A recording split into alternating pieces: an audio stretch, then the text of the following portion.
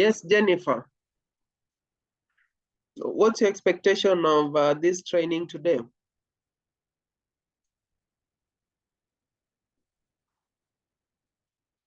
Jennifer?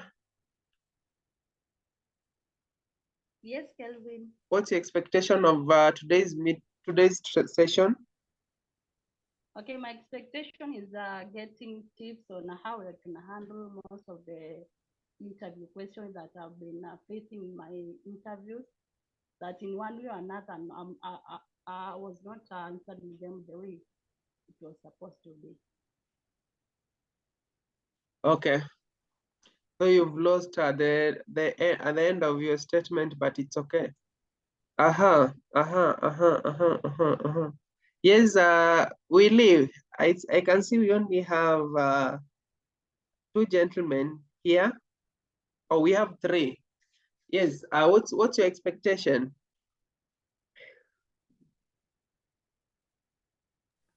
My expectation after this session, I would like to have more insight on how to brand myself and how to answer questions in an interview session. All right. Thank you so much. And my expectation is after we are done with this training, at least we should, the next success stories that I'll be covering on my platforms should come from this group. Just to give you an overview, last time we had around 20 something people who attended. And so far out of the 20 something that attended, I can attest that 12 of them have secured job opportunities, and around 7 of them have also been able to secure several interviews. So I know as a job seeker who have gone through the process of looking for jobs, I know how daunting and tiresome it can become when you are looking for these opportunities. And even for those people, there are those who are working, but still they don't get to enjoy their places of work. And you've been trying maybe to get an exit plan only to send thousands or hundreds and hundreds of application without securing an interview. So this session is purely to help us know the trends, like the current trends, especially for the job market, and what a job seeker should be well conversant with, especially if you're looking to change career, if you're looking to get a job, or if you're looking to get an interview. So I'm so happy again to host you here today. And just to dive deep into it, allow me share my screen.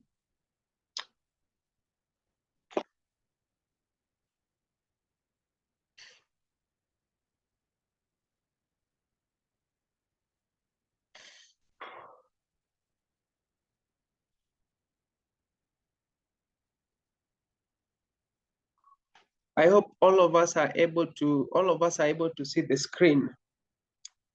But before I start, I normally like giving my personal story.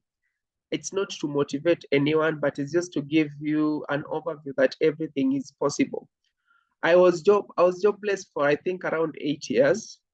Over these 8 years, I faced so many challenges, tribulation, financial, psychological, and I wasn't in the right mindset to look for a job. And one thing we can all agree that if you are suffering either financial challenges, if you're suffering psychological challenges, it might be very difficult for you to think outside the box. It might be very difficult for you to come up with ideas that will help you seek job opportunities. And in this case, you'll realize that instead of you focusing on the right thing, you'll be focusing most of your efforts. You'll be focusing most of your efforts on the things that are not going on in your life. So in that case, yes. So in that case, I'm here to encourage you that despite what you're going through, if you are in a situation whereby you're seeing that nothing is working in your life, you need to just keep on going and going and going and going.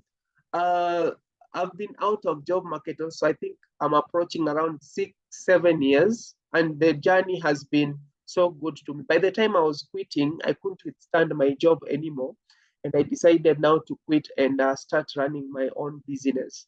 So I've been able to open 2 agencies. This is Coach Kelvin Consultancy that deals with the career stuff, and then we have Possibility Digital that deals with marketing, of which also we do training on sales and marketing. So that being said, I would now like to go direct to I would now like to go direct to I would now like to go direct to the point and delve in today's training. So today's training is just gonna be what are some of the strategies as a job seeker that will land you more interviews. My IT is trying to mess around with me, but just give me a second.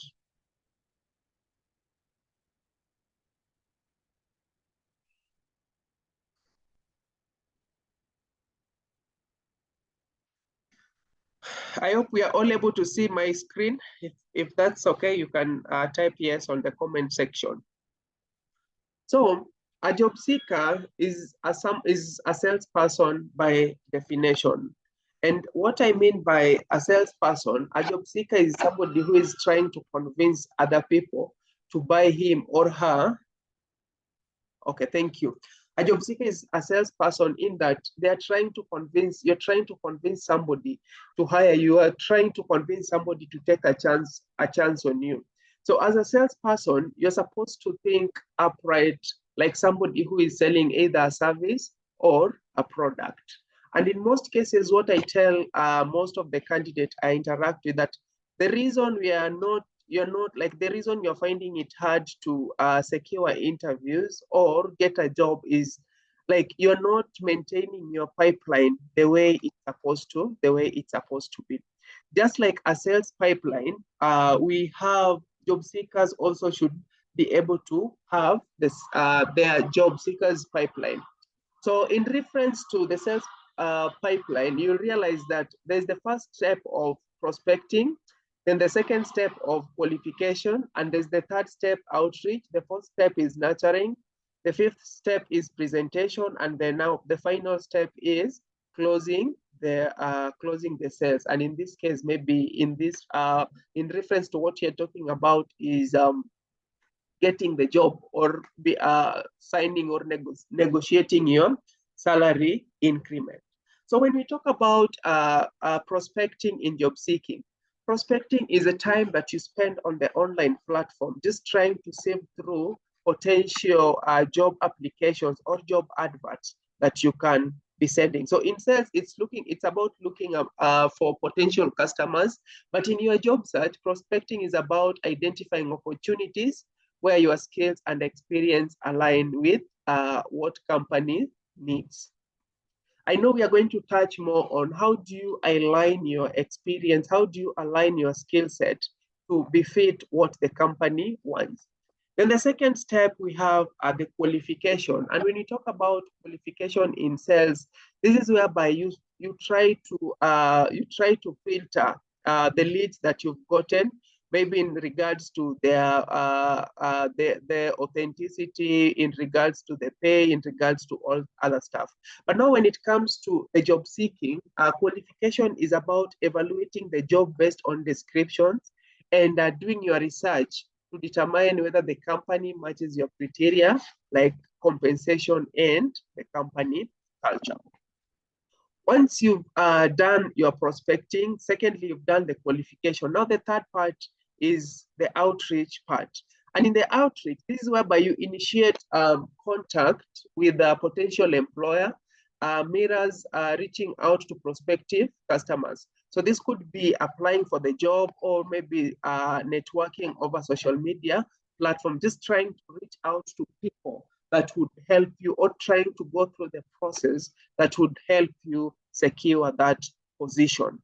And in that case, now once that is done, now we are going to the next step, which is the nurturing stage. And the nurturing stage is about building opportunities. So remember, the job opportunities will not just come, will not just land on your next doorstep. They will not just land on your inbox. You need to keep in touch with a lot of people that will give you directions of where maybe you can land your next job, or you need to keep in touch with these websites that at least will be giving you updates if there's an opening or not. So nurturing is all about, you need to keep in touch with your networks. You need to keep in touch with the social, the platforms where they post these job adverts, and engage with the potential employers so that at least you can stay in their radar. Then we have the presentation. So presentation, in the presentation now you've done whatever it takes to develop the relationship. So now is the typically whereby you've done the application and you've been called for an interview. Now you're trying to express yourself. You're trying to express yourself by presenting your key competencies, by presenting your skills, and by presenting yourself as a solution to a problem that the company might be having. So once that is done, then the final step is all about negotiation, whereby you can be negotiating the terms of employment, and then now you get to sign the offer letter. So as a job seeker, you need to do your due diligence. I know this might be a glitch to some people. By doing due diligence, first of all, you need to have a clear idea of where do I want to work as a person X? Where do I want to work as person B? Where do I want to work as person D? And then once you become clear of, like once your objectives are clear and your deliverables are clear and your goals are clear, now you go ahead and you need to go ahead now and try to see how you can fill your pipeline. And this is a message even to those that are employed, because the moment you start noticing the red flags, you need to be in a position whereby you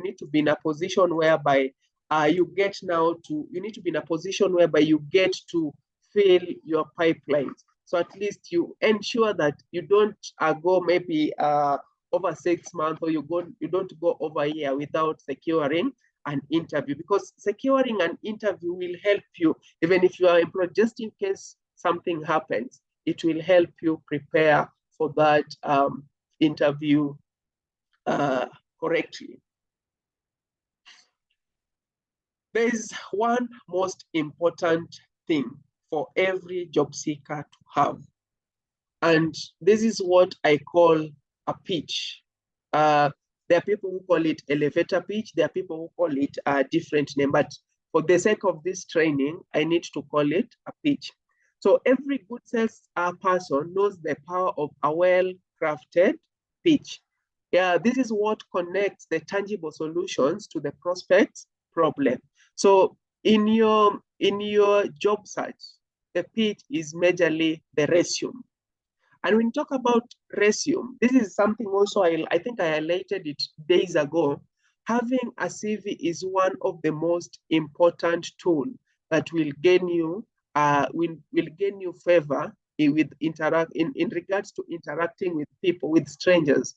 So you need to have a well-crafted CV that matches your solutions that you're going to offer to the problem that the company or the person hiring you is undergoing through. So your resume is not just a personal narrative. It's a sales document that tells the potential employer of who you are and what your capabilities are when it comes to securing a job opportunity.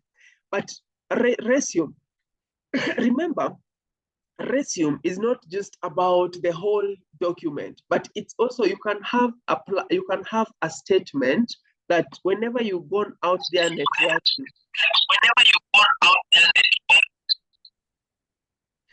the house of the rules, if you get in, please remember to mute your mics. You can write like your profile summary and ensure that you've mastered your profile summary in your head. And when you talk about the profile summary should contain your experience. Maybe you can mention them in terms of years of experience, and it should contain a summary of your competencies, the skill set you possess, and then finally what you are able to, what you are capable of bringing to the table. So that when you get to my inbox, or when we get a chance to talk to you, you don't just go straight to the point and tell me, hey, Coach Kelvin, I'm looking for an opportunity. Please connect me with a job. Or, hey, Kelvin, I've been applying for jobs here and there, but I've not gotten the opportunity maybe to secure an interview. You need first of all to create the rapport. You need to create maybe an email. Sorry about the noise. You need to create an impression with the person that you are going to talk to. Whenever you reach out to somebody on LinkedIn, whenever you're trying to have a one-on-one with a person, don't just go direct and ask them to connect you for a job. Like, let them know what are some of the key skills, what are some of the unique propositions that will make you a solutions to the problems that they are having. I know if we get time, we'll brush through what a good resume contains, what you should include on your CV. But I would kindly urge, even if you pay me or any other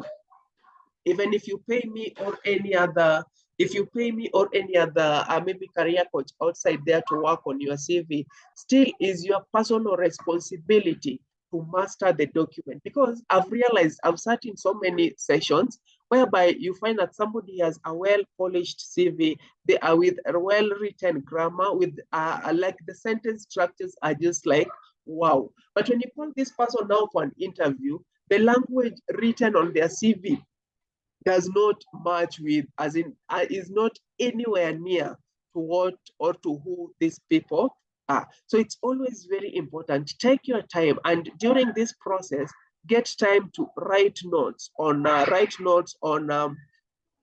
your key competencies, write notes on your skill sets, and then now form it in form of a statement, so that when somebody asks you, hey, Jennifer, tell me about yourself. Hey, Jennifer, tell me who you are. You don't stumble around, because the only thing I'm interested in knowing about you is what are the key skill sets that you have, what are your experiences, and how can you help me solve this problem. So generally, that is what your CV should do. But if you look at most CVs outside here, like, you'll find that your career coach have spent time maybe to work on the document, but now you're trusting the document so much to land you a job. Now, when it gets to the time of now doing the interview, you'll find that the impression that the employer or the potential employer had about you has gone down, because you've not taken time to master this interview. So it's always very important, as you go through this process, learn how to define what makes you a unique candidate, so that when you reach out to people on LinkedIn, don't just do the hackneyed cliches that I get on daily basis. Hi, Kelvin, help me look for a job. I won't help you look for a job due to your pity. In some instances, it can work. But remember, in a day, I get like not less than 100, or even sometimes they go to an extent 200 messages in a day. So if all these messages I'm seeing are having the same kind of format, the same kind of maybe introduction. Hey, Kelvin, I've been following you on LinkedIn for some time. I like what you do, and I would like you to help me look for a job. So my question is, first of all, I don't know who you are. I don't know your capabilities. And as we'll be talking about personal branding and networking, we'll see how do you send somebody a message that will make them stop what they are doing for them to let you in and give you maybe a second, a minute of their time, just to get to understand maybe who you are, give you a time to present yourself, and get to a point whereby they're asking you to send your CV. So that being said, remember to always fill your sales funnel, as in your sales pipeline. And when it comes to filling your sales pipeline, we are going to see over this training, how can you ensure that your tap is running high, either when you're looking for a job or if you've gotten an opportunity to be employed. These are some of the things I got like nobody got to teach me when I was during my job seeking days, because you realize that in most cases I was sending maybe every time I get to a platform maybe to look for a job, I was just sending application at random without necessarily having a plan. And I'm hoping that you might be in a position to do things differently as I was doing these things, at least to increase your chances of getting hired. That being said, allow me, just give me 1 second. I sort something out. And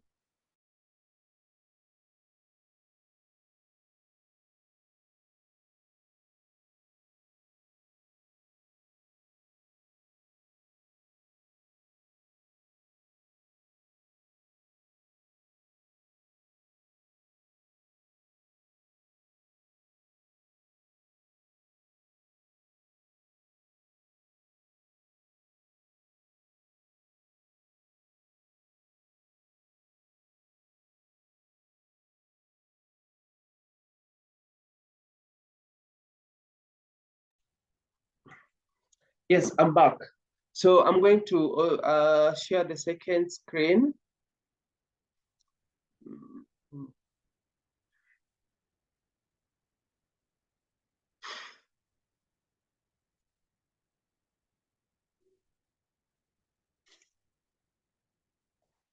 So today, I want us to focus on two things. I want us to focus on the interview preparation, and I want us to focus on the job search strategy. The purpose of this workshop today is maybe to help us know what are some of the objectives of the interviews, what are some of the types of the interviews, and how are you supposed to prepare for the interview, and then role of the interviewer and the applicant. And then now we'll get a chance to go through maybe the first, second interview. And also when it comes to the job search, at the end of this module, you will be able to know, you will know how to find, prioritize, take action, and follow up on job adverts. You'll be able to know how to help employers and recruiters with unadvertised jobs to find you. You'll be able to know how to promote yourself in a way that will highlight your resources and needs and turn them into a job. And then it will help you, it will enable you to know maybe how to prioritize and budget the time you spend in the job search. And then and the results will be one or more opportunities that lead to a job, that lead into a job interview. So what are some of the dimension as a job seeker? Like when you're looking for a job opportunity, I can call them either the categories, or I can call them the gold mines of where you can find a job. So we have the government and private sectors. So we have like, these are the government jobs. In most cases, the government jobs, they normally put either gazette notice or maybe advertise them on platforms. We have the profit and non-profit organizations. These are the NGOs whereby you can get opportunity with them. Then we have the retail, administrative, and service. This is also the e-commerce and all the e-commerce sector or the administrative sector where you can get this job. We have the professional. Under professional, we can have maybe teaching and also sales. We have the construction sector. We have the professional management executive. Then we have either full-time or part-time jobs. We have full-time or part-time jobs.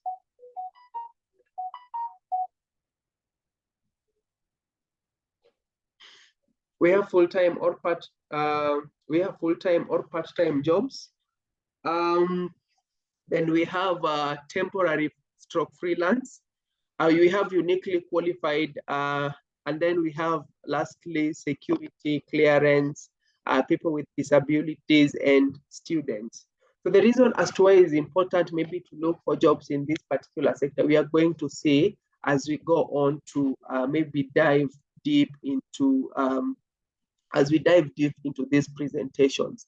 So there are first things that you need to do as a job seeker. Number one is you need to perform a self-assessment test, and then based on the efforts to understand your limitation, priorities before you embark on a job search. One thing I always make it clear is sometimes we are confused on what exactly we are looking for. Sometimes you find that when you're looking for these positions, you're just looking for the positions for the sake of looking for position. As long as there's something mentioned in the job advert that cuts across or matches maybe your qualification, either the course you did or something that you've done along the way, you tend to think that this is the right thing, this is now what I need to do, and this is now I need to apply for a job. First of all, you need to spend time and do your own due diligence, do your own self-assessment test, and know, as Edgar, what are some of these key qualifications? What are some of these things that makes me a unique candidate? Because in most cases, you'll find that lawyers are working as customer service. You'll find accountants working as an administrators. You'll find social media managers working as maybe receptionists. So there's confusions of roles. But as a job seeker, you have to first highlight your core, you need to highlight your core skills that makes you the best candidate for any job. So for instance, if maybe your core skills is team leadership, your core skills is tech savvy, your core skills are problem solving, and you identify a specific industry that can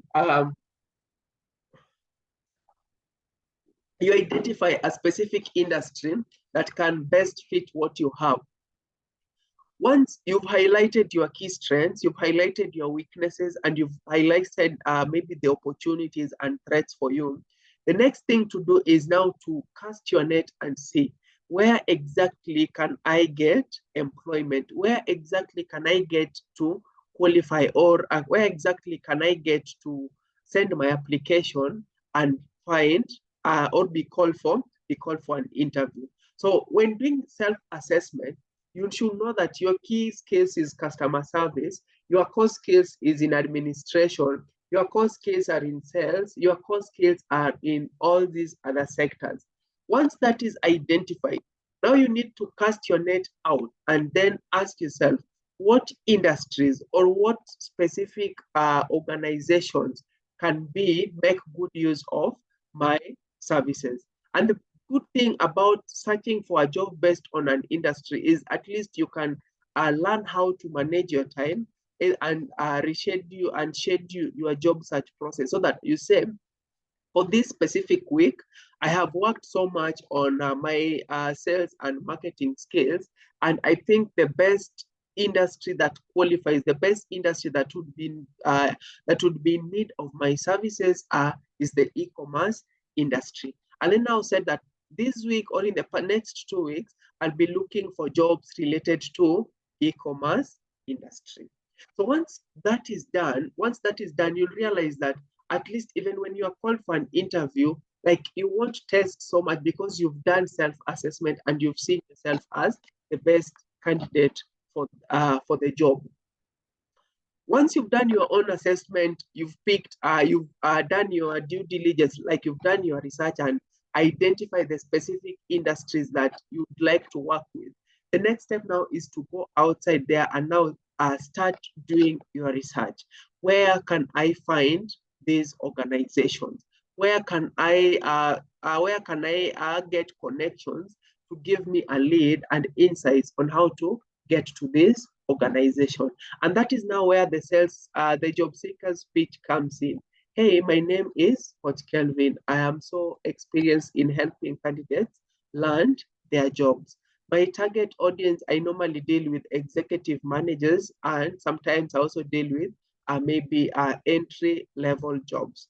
If you'd like to help, if you'd like my help if you'd like to get my services in helping you look for a job, you can reach me out. Remember, when I'm doing this sales pitch to you, this is the job that I do. It will be like, oh, by the way, I think I am looking for an opportunity soonest. So I think I need to reach out to Kelvin so that at least he can help me secure secure an opportunity. The same thing goes on with the job search, even when you are doing your networking outside there. Because I can tell you that in the past, you could put up, in the past, you could put up an advert and realize that not so many people were able to apply for that job. But that has since changed, whereby you can put an advert today and end up with tens and tens of thousands of applications. And as a human being, or even the systems, you cannot go through the 10,000 applications just to get one candidate. But if you learn the art of personal branding, you learn the art of networking, it will be very easy for you to secure a job without necessarily relying on maybe the job advert to get to be employed. Once the first thing we said, you need to identify your unique qualifications. The second, we've said you need to identify when it comes to your unique qualifications, where can your services be of service? And then now the third thing you need to do is you need to go outside the box and now get people working either in the specific industry or specific organizations and start networking with these people. But one thing I get from so many candidates, even from so many CVs that I receive, your profession is in procurement. You've worked as a finance person. In your description up there, you'll say, I'm a procurement graduate with 10 years experience. But then now, instead of describing your experience in whatever you've been doing, first of all, you're a procurement graduate with 10 years experience. But you'll realize as you continue to read through your profile summary, you'll realize that whatever you're explaining there is not tallying with whatever you're saying. So doing your research enough will help you know, how do I merge my profile section if I'm in procurement and I've not practiced procurement? How do I match my roles, especially when it comes to the presentation of my career, at least to pick points that shows that even though I was in finance or even though I was in credit, but still I was still performing duties relating to procurement. Once you've reached out to these people, you create a rapport with them, and then when an opportunity comes, you'll get that these people will get to call you for maybe an interview, or they'll throw your name maybe to somebody who is hiring. So your next job will come to you in 3 ways. As a job seeker, there's always 3 ways that you get to maybe secure your next job. The first one is the position was advertised and you applied and then you are called for a position. Or we have these unadvertised jobs whereby somebody just maybe seeks the services of the third party, such as the recruiters, to seek qualified candidates. Like for the past 2 weeks, I've gotten 2 customers who have asked me about recommendation of people in digital marketing. They're saying that they don't want to advertise these jobs. They trust our services and they trust the people that we send their way, and these are the people that they can get to maybe employ. And the third way is a resource need that turns into a job, in need of a job, the resource need that turns into a job, a need at a company exists, but needs to be formalized into a job requirement. You've been hired, maybe you've been called to give a consultancy, and then these people are amazed by your services, and then now they get to turn maybe your services from a freelance, a consultant, into a full-time job. But as in the current age that you are living in, the only way you'll get to secure a position first is by utilizing the number 2 ways of getting a job. Because so if you've been called for an interview for an advertised job, be rest assured that if I recommend somebody, even before this person is called in for an interview, they have a particular mentality based on this person. or we've been seeing what Coach Kelvin is doing. I think Coach Kelvin cannot recommend somebody who is just maybe who is not qualified.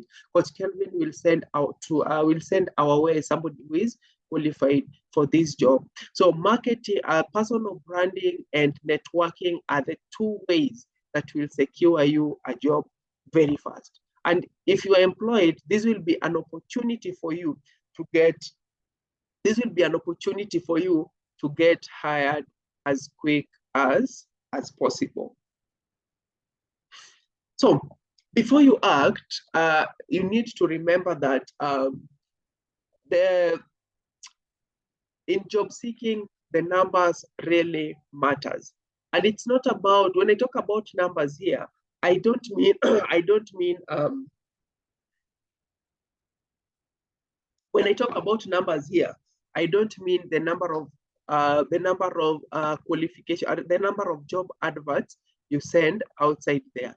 I mean that if we are talking the game of numbers, do you have the qualified jobs, the quality jobs that when you're applying for will land you an interview? The reason we find it hard for us to get jobs also in this age is that you're trying to be everything at the same time. So when a job comes, we want to highlight all the skills that we think we possess that will make us land this job. Remember, I tell candidates that it is not, you can apply for 100, you can apply for 1,000 jobs in a month. But if these jobs that you're applying for does not clearly outline what you can be able to do, it will be a waste of time and a frustration to you in that you'll be doing this without getting to receive the benefits in return. So it's important that when you're doing this, the numbers matters, but the numbers will matter if you know what you want and you know what you are looking for outside there. I know somebody might ask me, Kelvin, are you saying that I need to identify the specific areas that I think I best qualify? In my career, I have served as a customer service. I have served as a branch, as an operation manager. I have served as maybe as an accountant. How do I match these three to give me the skills that I want? This is now why I was saying categorization is always very key. And when in your job search, once you identify the key skills that you possess, the second thing is now to see how can you match each of these skills with the industry or with the jobs that you'd like to apply for. So that when you're applying for an administrative job, you don't apply for an administrative job with a customer service document. If you're applying for customer service document, you don't apply for that job with maybe administrative and HR documents. And learn how to highlight, learn how to align the skills that you have to the job that you have. You can have three core skills: the accountancy skills, the customer service skills, and the operation skills. Yes, sometimes it's good to merge the three, especially if they can give you the best, if they can make you the best candidate for the job. But in some cases, if you find that the position that you are applying for, the customer service cards is superior to them, I would advise you that look for customer service jobs and then align them to the customer service and any other services, especially any other skill set, especially communication skills, presentation skills, negotiation skills, and then align them with the customer service. So this one will help you so that when a job comes, at least you know if it is customer service, you know how best to prepare for a customer service. Yesterday, I had a session with one of, I think it was on Wednesday. I had a session with one of us in the group. She was invited for an interview. And the interview, she didn't apply for the position. So she was called for an interview she was invited by the human resource manager. So when she reached out to me, she told me like, right now I have a superior job where I'm working for, as in where I'm working at, and I've been invited for this interview. I've never attended interview for the past 15 years. So I looked at their structures and they didn't seem as people who are serious, because I don't think that they're within my standards. But for the sake of this, what do you think I should prepare to? Remember, this person in her mindset, she was like, I'm just going there for the sake of going there, because I think these people are, I'm their superiors and I cannot accept that position. So we prepare based on the brief that she gave me. When she attended interview this morning, the lady called me back crying 30 minutes on just 30 minutes listening to her on how she was humiliated in the interview that she attended. And her words were, Coach Kelvin, I embarrassed myself today. If I was to be asked, how did I perform on a scale of 1 to 10, I would give myself a -5. I thank God that it was a virtual interview. So what am I saying here? Preparation and knowing your key skills that you have will help you, even if you are called for any job at whatever time, you'll go there prepared. The lady went there with the mentality that she was going to be asked simple questions like, tell us about yourself, how much would you like us to pay you to get this job? Only to get a panel of 12 people who are so well prepared to ask her these questions. And they did delve deep into the technical, asking her maybe to present models, asking her to do this, and she was like, oh, I wish I knew these were serious candidates. So that one is very key as a job seeker when you are trying to apply for the job. But also you need to know that there are people who are qualified as you, or there are people who are overqualified than you are. So anytime you send an application there, it is not cast on stone that you're going to get that job, because nowadays the job market is very competitive, and because it's very competitive, you realize that so many there'll be competition when it comes to the selections.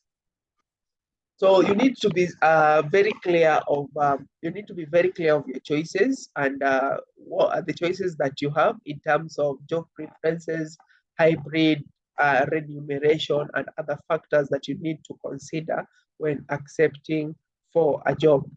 So one thing also, the action, before taking the actions, you need to find out that when you're sending this application, you're not sending them so that luck should befall maybe your way. Because I've had people telling me that I've applied to so many jobs and I'm not getting invited for an interview. Nowadays, I just send an application. If I'm called, well and good. And if I'm not called, also it doesn't matter to me, because I don't think I'm going to get any job anytime soon. So it is always very important for every job seeker to know that every job that you're applying for, you're not applying to first time, but you're playing to win the opportunities. And because there are fewer opportunities and there are candidates that can present themselves well, maybe through their resumes, maybe through their presentation, their pitches, you need just to know how to hone this thing so that at least you, at the end of it, you become the best candidate for the job. Find the openings that are best and fit, focus time on them. Sometimes being a jack of all trades will not earn you a position. So remember we talked about the research, remember we talked about your key qualifications, and remember we talked about the problems or the pain point an organization is having. So focus focus on what you fit, the jobs that you feel are best fit, and it will help you save your time. So by playing to win, you need to have a well-polished cover letter. You need to know how to, you need to have a well-polished cover letter.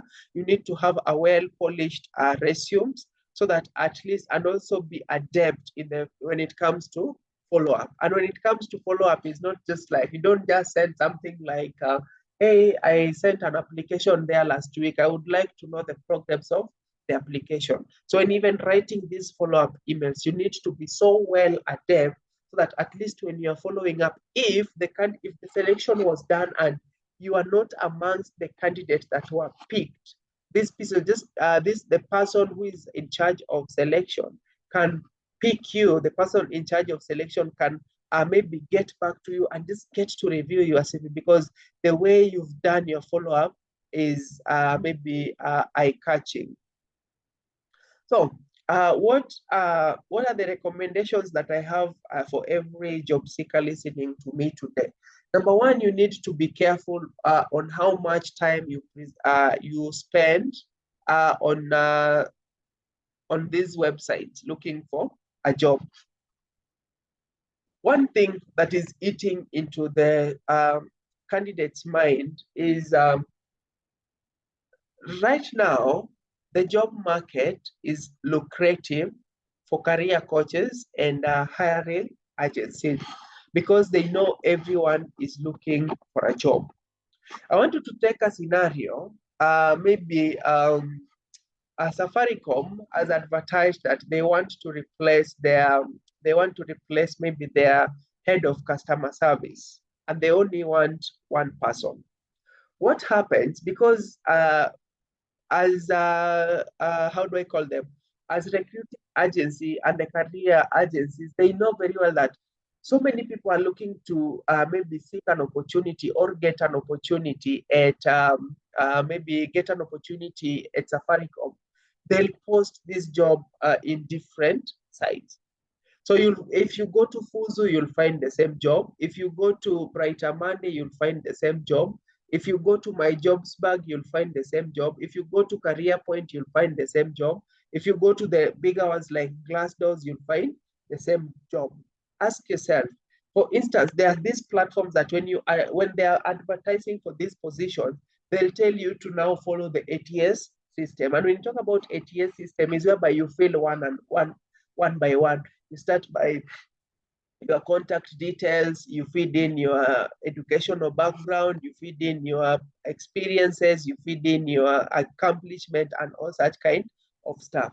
But in the real sense, nobody told them to look for these candidates. They are getting opportunities, like they are very opportunistic in regards to job seekers. So you'll find that every time you are a fan of maybe Brighter Monday, and anytime Brighter Monday puts up a position outside there, the thing that you'll do, you'll go check the qualifications. If you qualify, then you'll go play around with your keyboard and then I'll apply for that position. But in the real sense, Brighter Monday has no agreement with Safaricom whatsoever to advertise this post. So you'll go through all that process, but you'll realize that it will never go anywhere. And you'll find that some of them are very courteous. After sending your applications, after maybe reviewing your application, they'll write an email back to you to tell you that we are sorry, you did not qualify for this job, but we'll keep your CV, you'll keep your resume, your documents in our database, so that when opportunity arises, we'll recommend you. So my word to you is, when you're looking for jobs, sometimes don't over-rely on the job boards, because job boards will fail you. I can tell you for a fact that 90% of jobs advertised on the job boards are never, as in very few of them get to materialize. So that is why you'll be finding yourself applying, but you're not getting any interview.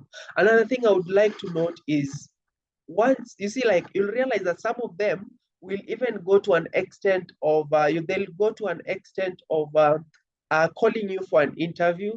You go attend the interview, do whatever it takes, the first interview, the second interview, and then you're told now that we have 3 candidates. We'll present these 3 candidates to maybe to the employer, the person who hired them to get these candidates. But in the long run, these people will just be wasting your time and giving you hope. Because remember, I want you to imagine, you've been applying for the past 2 years, you've never secured an interview, you've done the first one and you've been called for an interview. It won't ring your mind that these are some conmen just trying to take advantage of you. So over-relying on job boards will not guarantee you. Sometimes you need to take more time, especially when applying for these jobs on the job board. Do an extra research. If for instance, somebody has said that the total, how do I call it? The total Kenya is hiring maybe this particular candidate. Sometimes take your time, go to the Totals or go to the Coca-Cola website to see on their career section, are they hiring these people?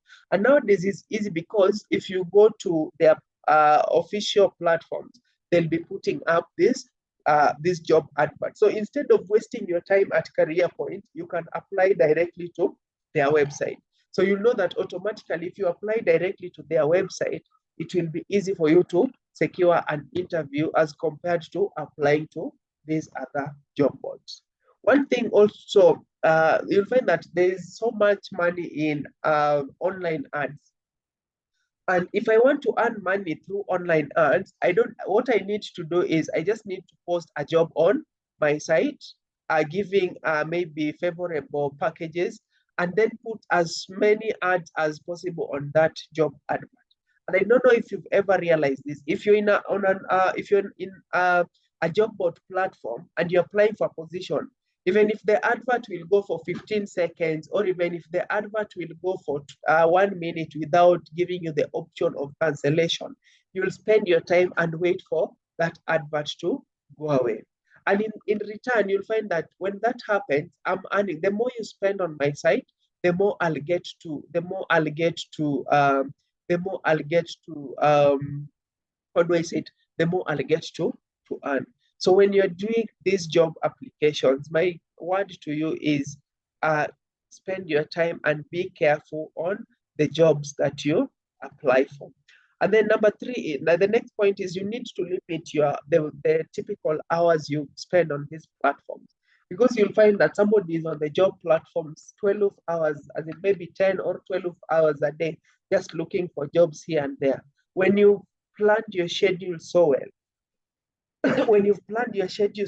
it will be easier for you at least now to see, like, for this time I'll be doing research, on this particular time I'll be sending out the application, on this particular days I'll be doing up the follow-up, so that at least you have a structured way of doing things.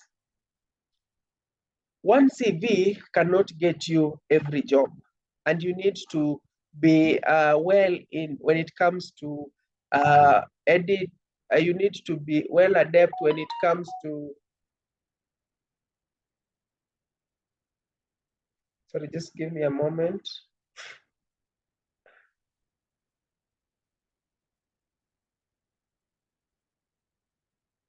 Sorry. So you need to be well informed on how to have a custom CV and how to have a custom cover letter for each target opportunity. So at least you need to spend more time. How do I match my CV to the job adverts in regards to either the skill set, the industry, or whatever I'm applying for, so that when the opportunities come, at least you have 5 templates or even 3 or 4 templates of CVs based on the skill sets that you possess. Follow-up is always very critical, because through frequent followers, you'll get to find an opportunity maybe to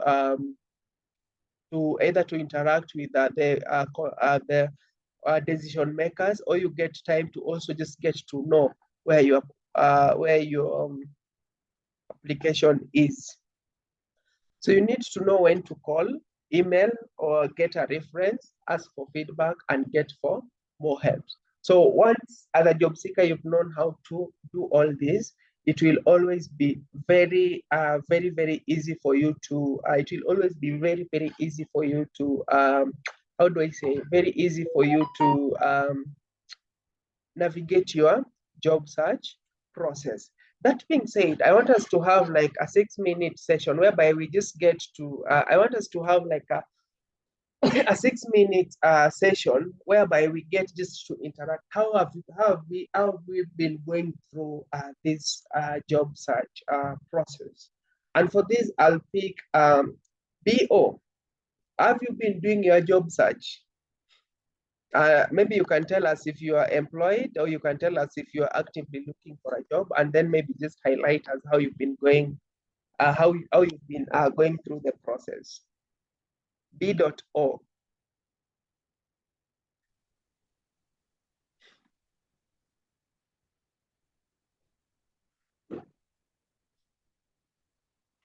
And be prepared because I'll be calling names at random.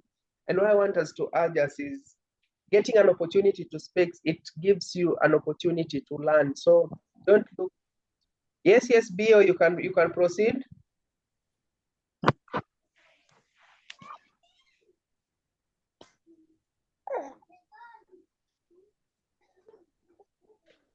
Okay. Who wants to go next? Let me first give it a volunteering basis. How have you been going through your job search? Yes, Josephine.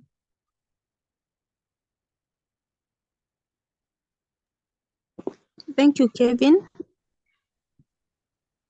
I normally use LinkedIn, other websites like Patacast channels, and the one that I find it working for me, it's networking. Have you been networking? Yeah, I have over 15 experience of working, and wherever I work, I never burn bridges. So I make sure that I network with the staff there, the clients there. I keep their contact. So anytime that I need a job, it's easier for me to look for such people. And it has really worked for me because I get interviews easily. Well, thank you so much, Josephine. Willie, how have you been doing it?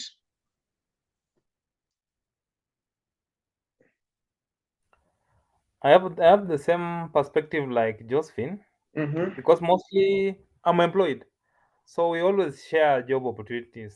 If I get an opportunity, I always share with my colleagues. If a colleague get a job opportunity, just share. So basically, it's just through networking, and the Okay. process is always we always refine our application process day by day. You have to interact with your colleague, ask, "Am I doing this right? Am I doing this wrong? Where do I need to polish my skills?" That way. Okay. Yes. Thank you, Evans. Oh, now let me call you with the name. Migose. Yes, Please. yes, Coach Kevin. How Yes, are you? I'm good. Now, with me, I normally prefer going through recruitment agencies that I do have in my data bank, so that I give them my CVs in advance. Once I get opportunity for any slot, I always been calling for interview, and also through LinkedIn. Okay, That's how I normally do navigate on job search. Okay, Yes. thank you. Ula, what are some of the challenges you faced during your job search? Ula, what are some of these challenges that you faced during your job search?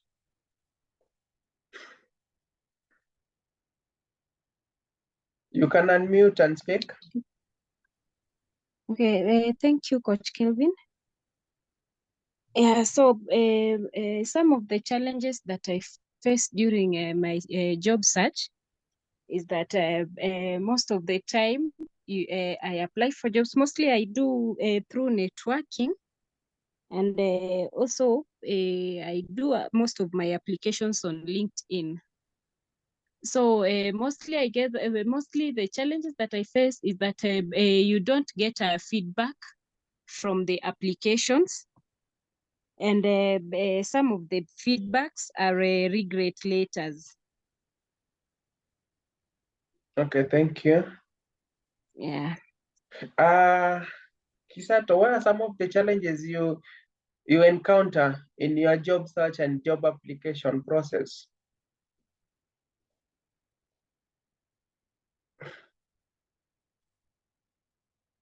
Kisato, what are some of the challenges you? Okay, thank you. You can come in. Okay, thank you for this opportunity. Okay, I usually apply. Currently, I'm employed, and my job, the current job that I'm doing, it's really demanding 8 to 5, but very hectic. At times I leave work at 7 p.m. So it takes a lot of my time. I've reformed to WhatsApp groups posting job opportunities. So I verify the job before applying for the job. After that, I do the application, but I've never gotten a job interview. Yeah, so those are the challenges. For how long? Since 2022. Yeah. Okay. Yeah. Mercy Momo. How has the job search been for you? Mercy Momo. Thank you, Kevin, for this opportunity. I'm so new to job searching, so I'm actually learning more. I don't have like a lot of background. Yeah, so I'm more of learning. Yeah. Okay. Because I just recently graduated, so like I'm now looking for a job. Oh, okay. Yeah. Thank you. One thing I can tell you, nowadays there are so many jobs. With the degree and the graduation, you'll be getting a job like tomorrow. Don't worry. There are so many opportunities. So that is that is how we used to convince ourselves some decades back when you were in campus. Thank you. Yes. Loretta, come in. Where are some of the shortcomings? Thank you, Kevin, for this opportunity. For me, I have experience for over now close to 13 years. I made a big leap 3 years ago from the private sector to the public sector. Unfortunately, or fortunately, it is one of these political appointments, so it was on contract. But I appreciate the experience that I've gotten because I'm focusing on working in the public sector. So some of the challenges I have is that my CV is a very old CV. I've been learning a lot about this ATS compliant one, having a good resume and matching the skills and experiences that I have with what the job market requires now. So there's a lot of information on the internet, but getting to use what you really require is a bit challenging. I have what I use is mostly networking. I'm in various WhatsApp groups. My LinkedIn profile, I've been working on it to improve it. And yeah, I'm looking forward to working with a coach also. Okay. Finally, Esther. We only have one Esther in the meeting. Hi, Kevin. Hi, everyone. Hi. I'm currently employed. I have 5 years experience in sales and marketing, but my background is not necessarily in sales. My profession was in teaching, but through sales and marketing, I managed to find myself in banking doing sales and marketing in the digital department. So my challenge has been to merge the skills that I've gathered through sales and marketing and also to cover up. I don't know whether I should call it covering up or because of what the background that I have teaching. But now I am in banking, I'm doing sales and marketing. So most of the times you'll find that when I do the job applications and I quote my degree, arts with education, I don't know whether that is what that has been limiting me. What I've been doing is been concentrating on LinkedIn. Majority of the time, I get the regret, even if it is I have the skill set that is the sales, and also I have diverse skills in customer service. So I think the challenge that I have is merging these skills, like you talked about. How do I merge the skill set that I have to match the specific job that has been advertised? My desire is to grow my career, and I think with this set through the application through LinkedIn, I haven't managed to of course, secure an interview. But what has been working for me, like Jennifer, is not burning bridges. I ensure that I maintain close relationship with my previous bosses from wherever I've worked from, and this has been working greatly for me. But again, I was looking to have a more diverse way of looking for a job by not necessarily going through my previous bosses, because I might have a target company that I want to go and I don't have any link there. So that is why I'm here to learn on how I can work on my CV and also my skills to match whatever job adverts that I feel are my targets in this time. Of course, in the industry that I'm looking for. I think Okay. that's it. Thank you so much, Esther. Susan. Is Susan? Yes, coach. Yes, you Hi can. to everyone also. Hi. Hi. Okay, for me, okay, I've had quite a challenge when it comes to job searching. There was also a time that I stayed like 3 years without even finding one job. So currently, yes, I'm employed, but I'm also looking for a way out so that I can find something that's more sustainable and maybe with a lead maybe for some growth and yeah, something like that. That's why I think I found Coach Kelvin on LinkedIn, so that I joined the WhatsApp group. Now I'm joining this meeting so that I can learn more. Maybe there are some things that I'm not doing, and maybe I'm doing wrong, so that I can learn to know what's right in this job searching category area. Yeah. Okay, thank you so much. Then finally, Ryan.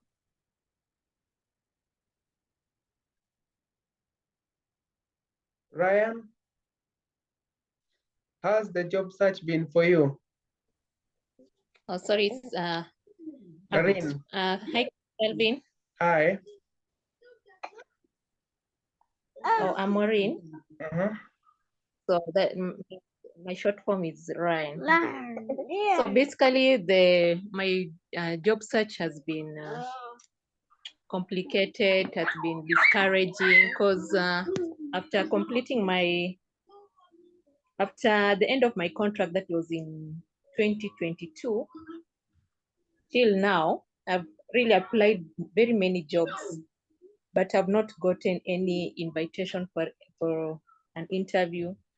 Not that I do not have the qualification, I have the qualification, yes, but I'm wondering what is the problem. Because even I wondered, or maybe somebody somewhere is sitting on my blessings, or what is it? So actually, it has been so discouraging. Even I was almost giving up. Sorry, I have kids here that really. It's okay. It's okay. It's okay. Me, it's okay. but I hope you're getting me. Yeah, sure. So, it has been hectic for me. Yeah, almost discouraged, but yesterday I just decided maybe it could be my CV then, which is not yesterday actually, but I hope after the revamp I'll be able to secure some invitations for the interview.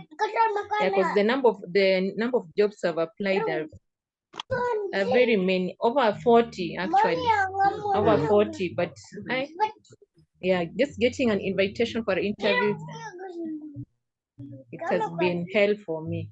Okay. Yeah. So maybe through your coaching and also through the revamp of my CV, I expect maybe there'll be something positive, and I just trust in God, because I've just been praying I keep on praying every day. Mungu asinisahau. Yeah, Mungu asinisahau. But Okay.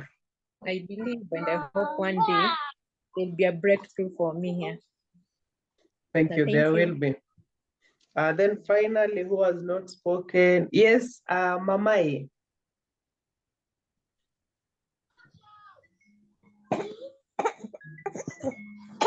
Mamai,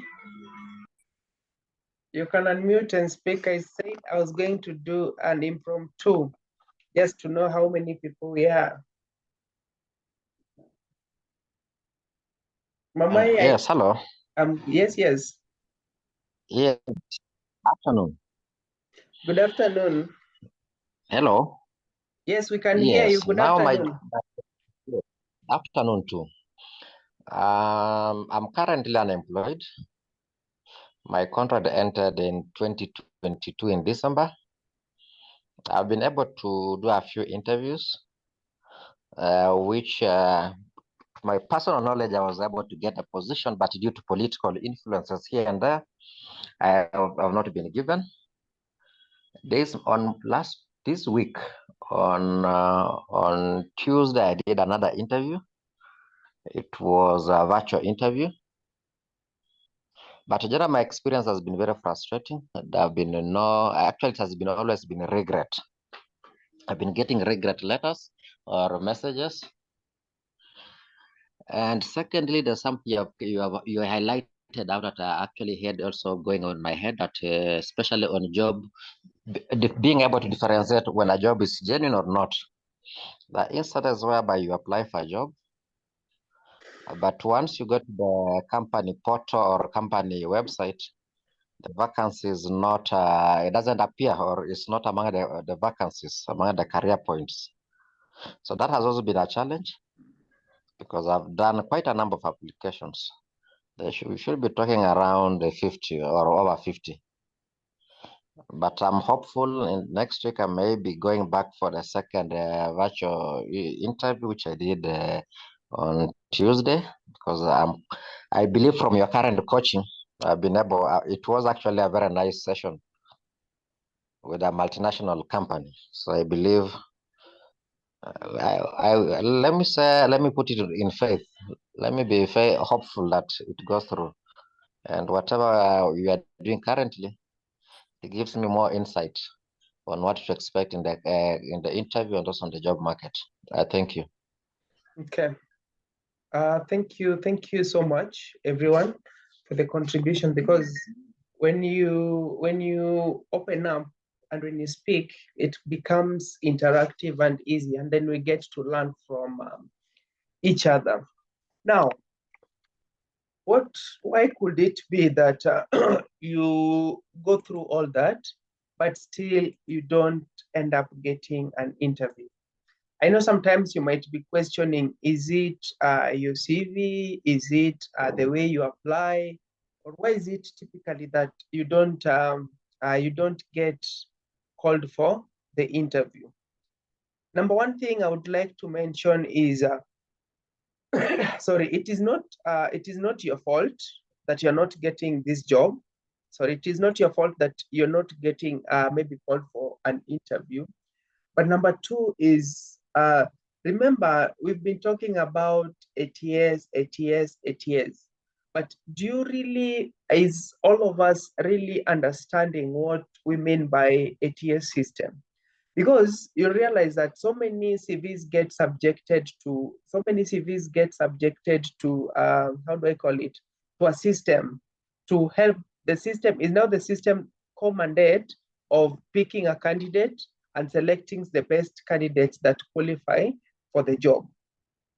So yes, number one reason, it might not be the cause, but you might find out that it is your CV that is giving you, maybe that is becoming a hindrance when it comes to job applications.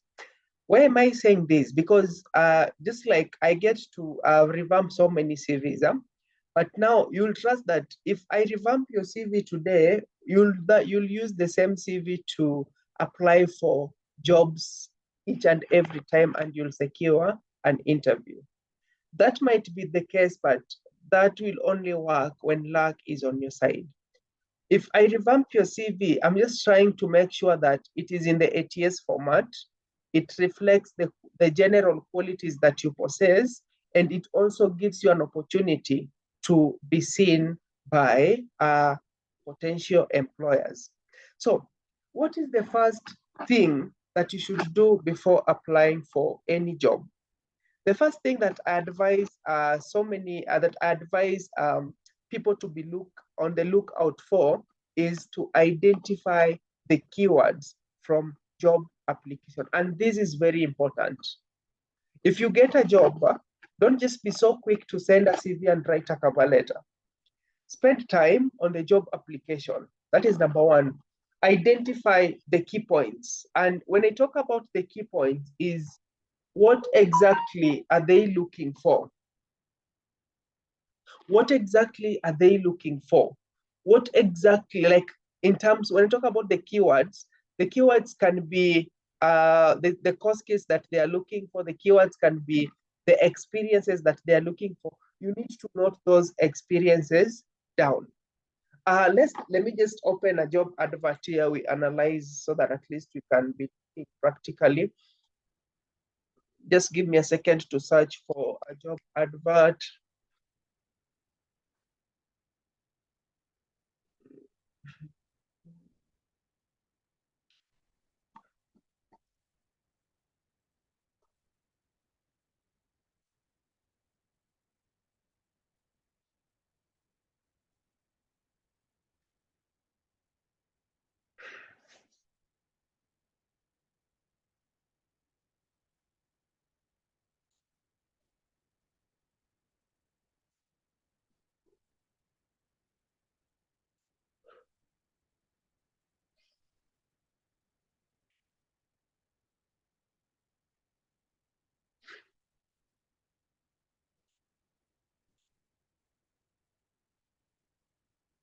Okay, I have managed to find one. Let me share my screen.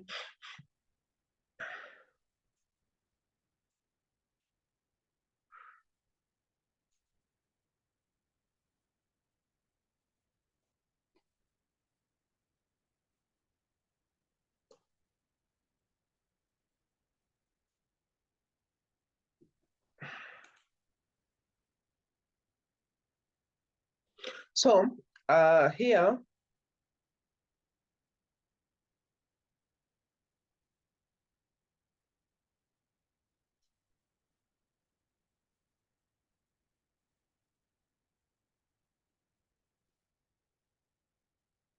yeah, so we have a job advert here of financial and administrative assistant.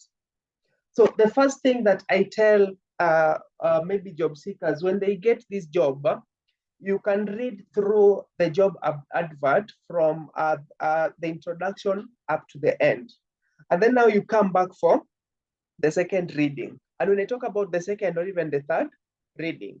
So in this case, allow me just one moment to go through the job advert.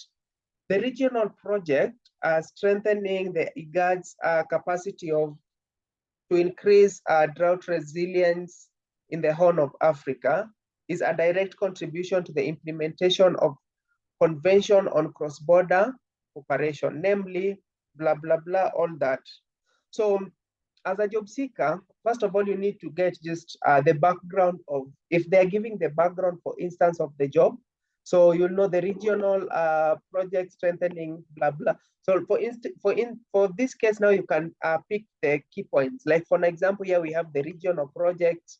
We have something Horn of Africa, which means it's an African maybe kind of opportunity. So the project aims to promote and implement. The project aims to promoting the implementation of Paris Climate Agreement through measures to adapt to climate change. So we have like keywords. Now you need, when doing this, you pick keywords like climate change, you pick keywords like implementation, we have design comprehensive. So that is in the background. You'll find that some other jobs won't come with the background. So as you read through the background, just get to highlight, maybe you can pick on the key points. Because for instance, here you're told that the project aims in promoting and implementation of climate agreements through climate change. So you'll realize that if you're applying for this specific job, at least somewhere on your CV should reflect maybe something to do with the climate change. Let's continue. The main goal of this regional project is to ensure that capacities of IGAD in cross-border disaster risk management have been strengthened at regional levels. We have number two, we have risk management, and we have strengthening of the risks in this region. So the first key point is climate change.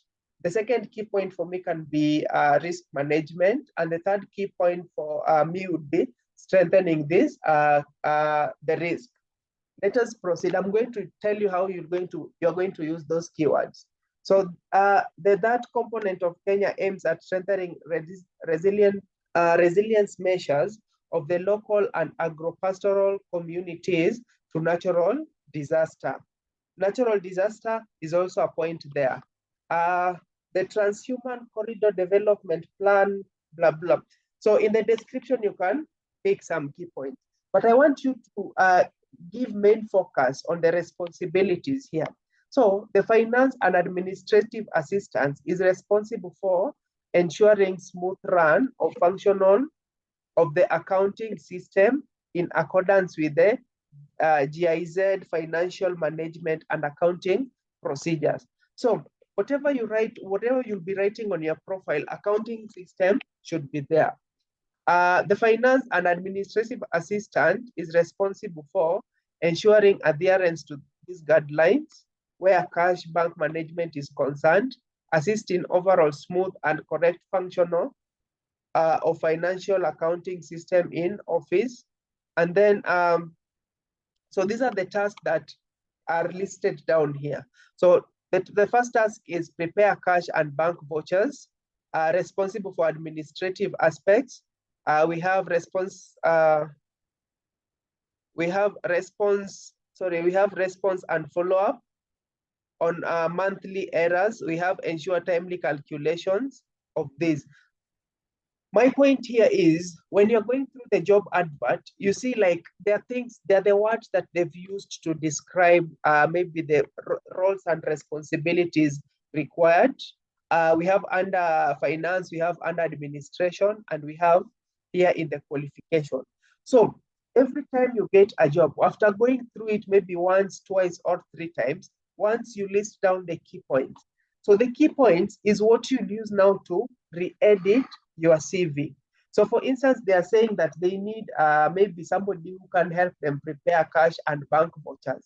This is something that you're doing in your current job. They're looking for somebody with administrative aspects of financial management. This is something that you've been doing on your current job. They're looking for somebody who is to assist in the project team providing logistics and administration.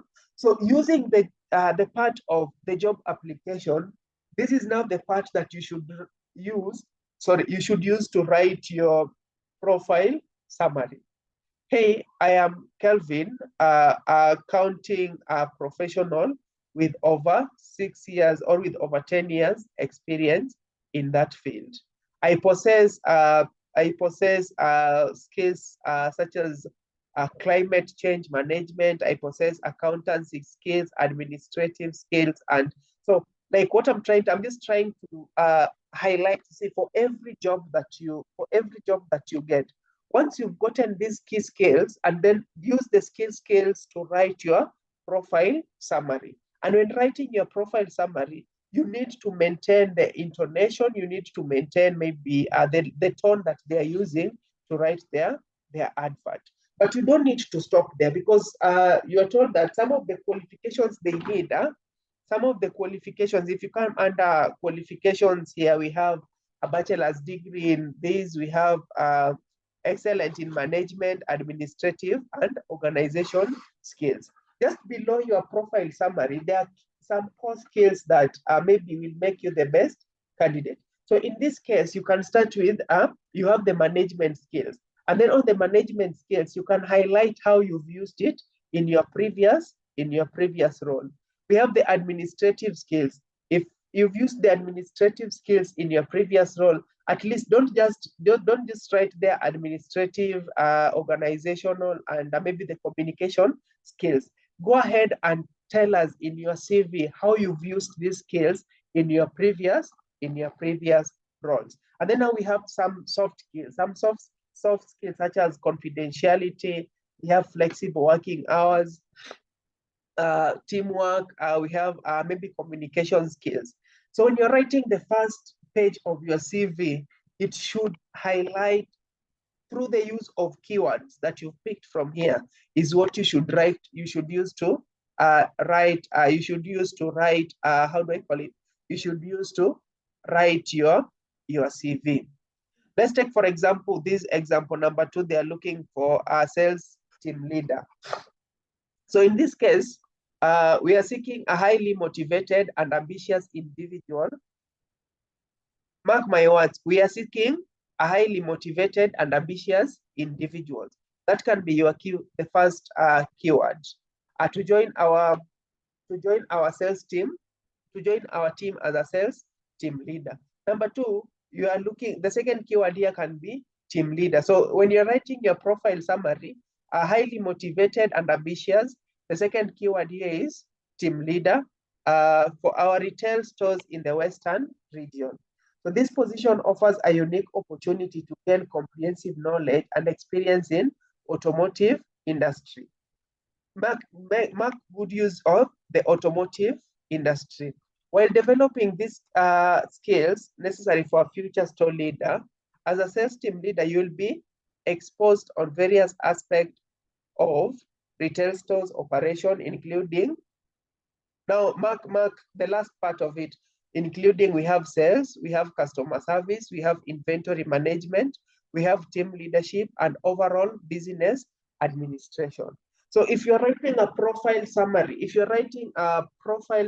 that do not entail, especially what is that do not entail what is written, like the keywords that we've been mentioning, if I'm reading through your CV and I'm not seeing any resemblance to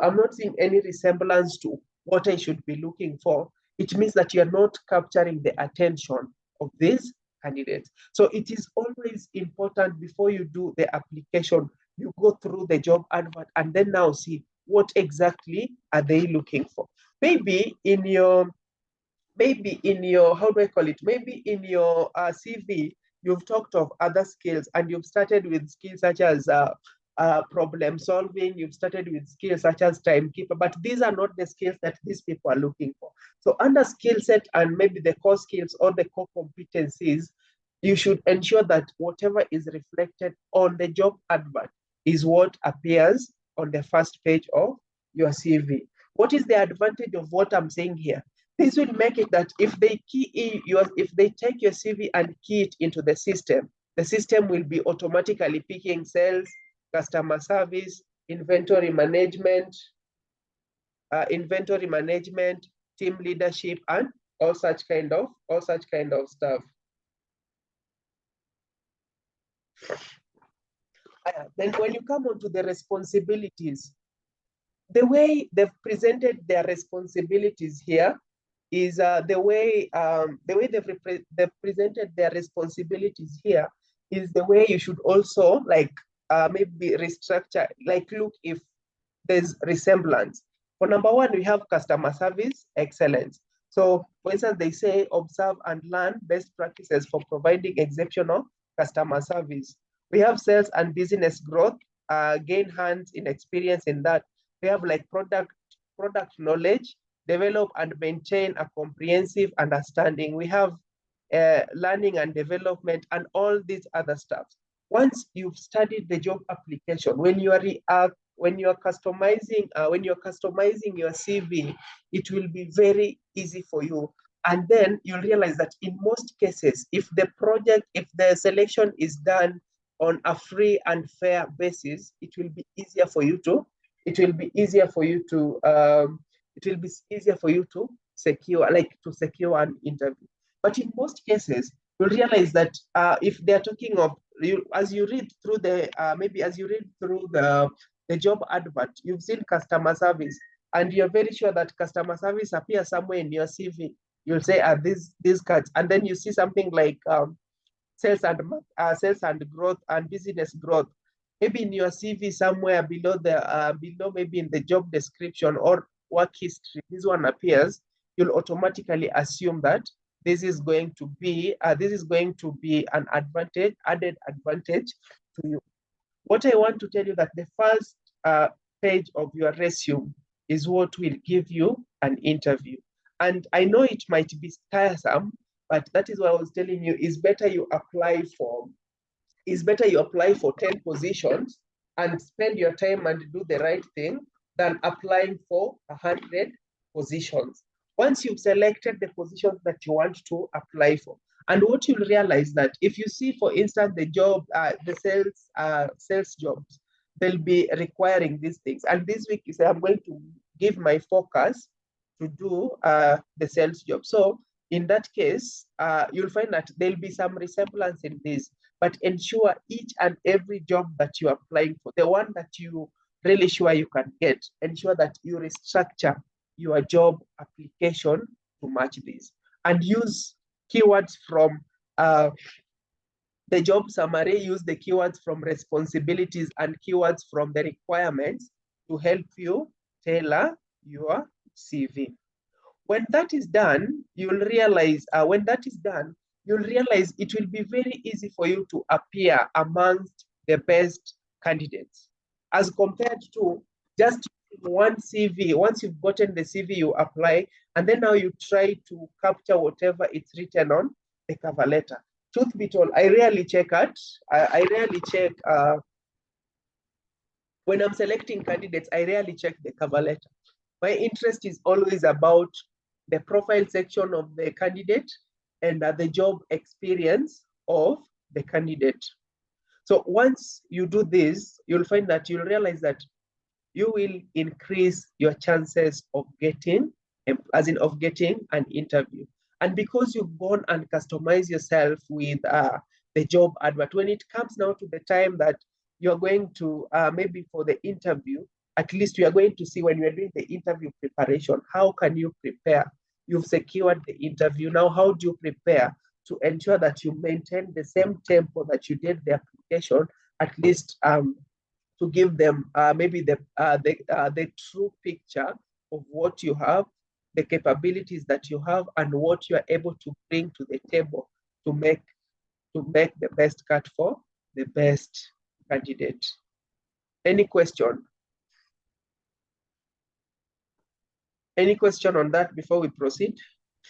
You can just unmute and speak. A question. Yeah. Under qualification, like for example, like me, I have a diploma in a medical course, but my passion is in data analytics. So how will I, under qualification, if they want someone who has a bachelor in maybe computer science, but under requirement, whatever they have, whatever they want to, like the requirement, I have all the requirements, but now the qualification, I have a diploma in a medical course and they want a bachelor in computer science. How will I include it in my CV? So what you need to do is you can talk of years of experience, and also ensure you give focus on the skills that they are looking for. Because yes, with as much as the bachelor's, with as much as the bachelor's is important, what most of them will be looking is, do they have the experience that we are looking for? So that one is always a challenge. Once it can attract you an interview, it's always very easy to defend when it comes to, when it comes to now the time you attend the interview. But I can tell you for a fact that once your key competencies are shouting, you've highlighted the skills that they want, this might make them even overlook your educational qualification. So in that case, you have to present a strong case by highlighting your key skills and by highlighting your key competency, letting them know that you're the best candidate for this job because you possess the skills and the experiences that they are looking for. Noted. Okay. Any other question? Yeah, so this is what maybe something you need to do. And the most areas, especially when it comes to editing your CV, is the profile summary and your work experience. And when it comes to work experience, always ensure that you put work experiences relating to the jobs that you are applying for. I have gotten CVs that where people include over 10 working experiences that they have. But on the 10 working experiences, you'll realize that on some of them, maybe they were a teacher after high school, or maybe they held a position, they went maybe did a position for 1 week and then include it on their CVs.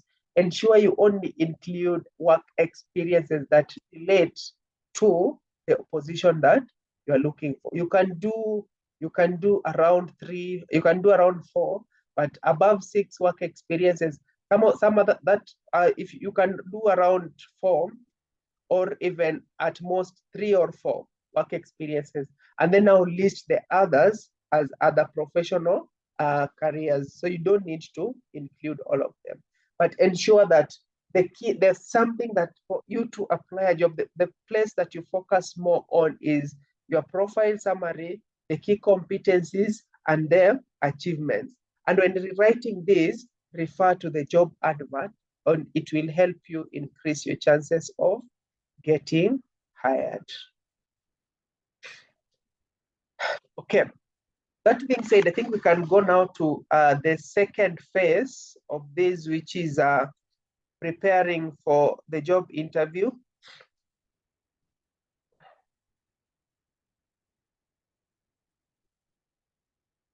Just give me a second.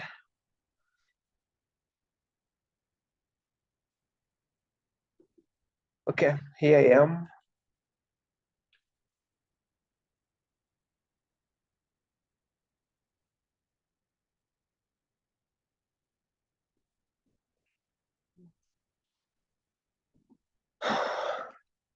So you've gone through the application. Okay, maybe before I get on this, let me talk a little bit about personal branding, and then now we can finish with a breakdown of how everything to do with the job interview. Yes, Abio. You have a question? You can unmute and speak.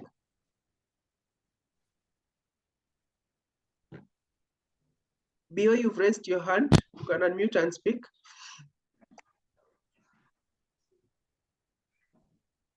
Can you hear me? Yes, we can. I have a question concerning what you just said. Sorry? What if you are just a recent? I have a question concerning what you just said. What if you are just a recent graduate and the only experience you have does not is not related to the field of your study? How do you go about it?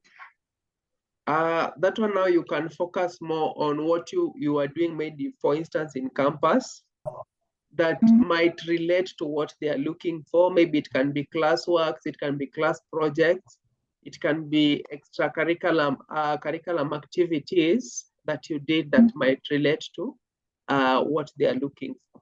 So for instance, if they're looking for somebody with negotiation skills, and this is something maybe you did in campus, or maybe after campus, or the attachments, or maybe the volunteering positions that you had. So these are the things that you should be talking about. And also, when you're out of campus, is more focusing on your educational background, but then don't forget to include the soft skills. So just peruse through the job advert and look, check if, for instance, whatever whatever skills that they are looking for in campus, where exactly did you get to apply these particular skills, and then now measure on that. Okay, thank you. Yes, Jennifer. Yes, Kevin. You've raised your hand. Yeah, I have. Yes. Please proceed. I have this question. And you're speaking in the background.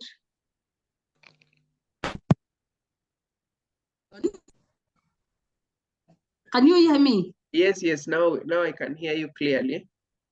Yeah, thank you. I'm currently employed, and I just got an invitation for an interview. And I'm asking this question, if they ask me my availability, how will I answer it without also risking losing the job as well as my current job? Okay. Are you going to be with us until the end of the session? Yeah, I think so, yeah. Okay. So allow me to tackle the question when we get to the availability, like the interview part. Okay, thank you. Yes. Any other question relating to what we've talked about? Yes, Coach Kelvin, this is Maureen. Yes, Rain. Yes, yes. So I want to ask.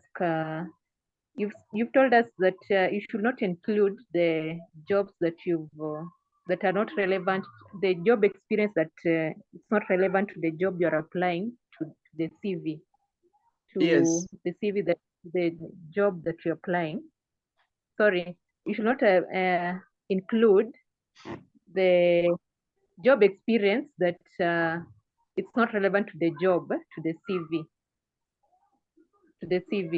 So how will you, in case maybe you're called for an interview, how will you explain that that employment gap, an employment gap? That's a good question, and I want to throw it to the floor. How do you think is the best way to explain the employment gaps? Though it's not an employment gap, but it's you've been like yes, I understand what you're saying. For instance, you're an administrator and you've applied for customer service job. So like you're saying, I like I've said, you don't include the administrative job. How do you explain for like the time that you're working as an administrator, right? Exactly. Who wants to attempt the question? Hi, Kevin. Hi. So I think from what you said is that you can include a maximum of 4, and the rest you can just list them as other professionals. So I think at the part where you have listed them, they would be able to, of course, point out the years that you have not described from the rest of the job experiences that you have listed on your CV. Okay, thank you. Any other person?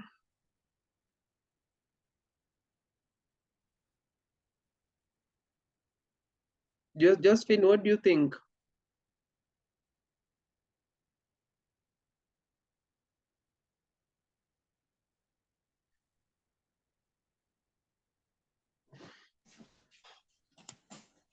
Hello. Hello.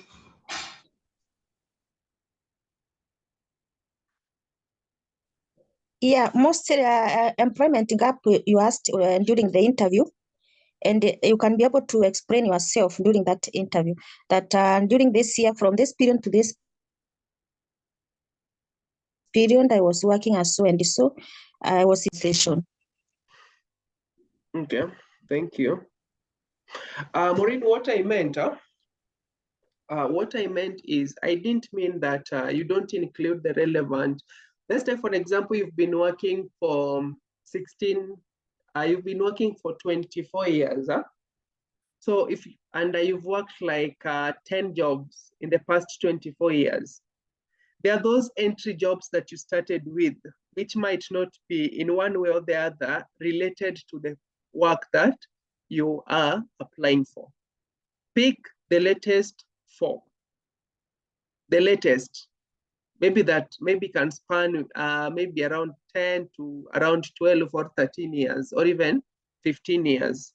So for instance, if you are a teacher after graduating, there's no need of including being a teacher in part of the CV that is not related to teaching. If you are brand ambassador for a company, maybe as your entry job, there's no essence of including that. But you can include the recent 4 or the recent 3 or the recent 4. When you're including the recent 3 or the recent 4, go through their responsibilities, the JD that they've given.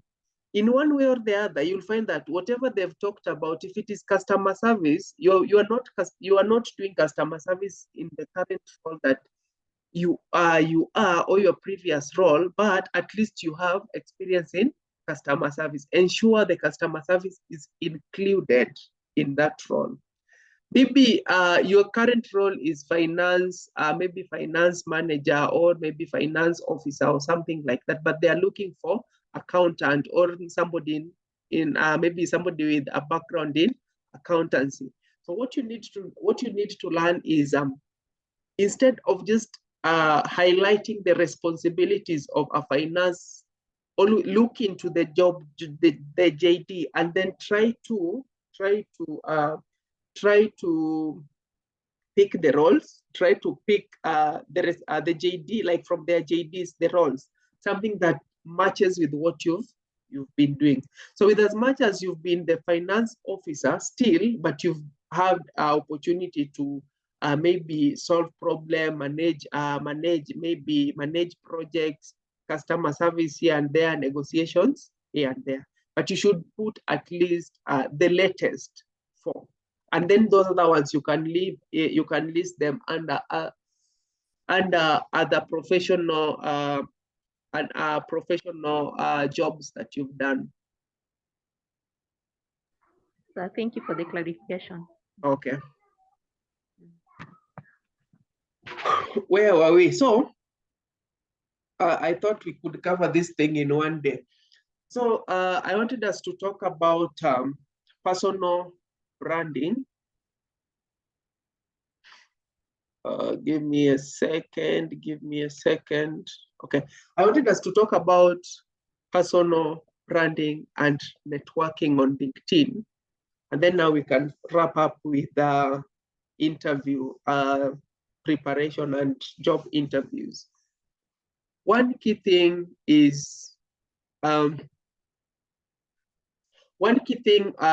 important for every job seeker in 2024 and beyond is on how to have a professional personal brand. And when I talk about personal brand, remember when we were starting the session, we said that you should make it easier for the talent search and recruiters to find you, not that each and every time you're the person looking for a job. And this you can do by positioning yourself as an expert in the field that you are interested in. I know some of us here will tell me that, yes, we are not well when it comes to especially content creation, revamping our LinkedIn here and there. But what I can tell you is, remember, before I identify you as a specialist, the first thing I'll have to is to interact with your profile. And if you've done your CV, ensure that your LinkedIn, for this particular session, I'll be talking about LinkedIn majorly. So ensure that your LinkedIn profile is a replica on what you have on your CV. So that when it comes to the profile summary, when I go under the profile summary of LinkedIn, I should be able to find it. When I go under maybe the sections of your professional background, I should be able to find all of them listed. And don't just list the companies you've worked for, but you can go ahead and list the responsibilities that you did for the company. You can go ahead and highlight maybe some of the achievements you had with the company. You can go ahead and maybe if you have certificate, attach the certificates. There's a section under LinkedIn where you can attach either papers and awards that you are able to get in that. Educational qualifications ensure that they are all captured, and ensure that they are all captured.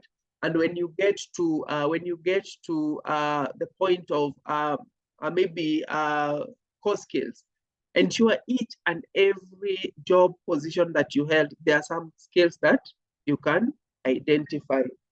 Once that is done, Now let us go. Your profile should be, at least if I look into your profile, I don't need to read the whole of your profile to clearly tell me who you are.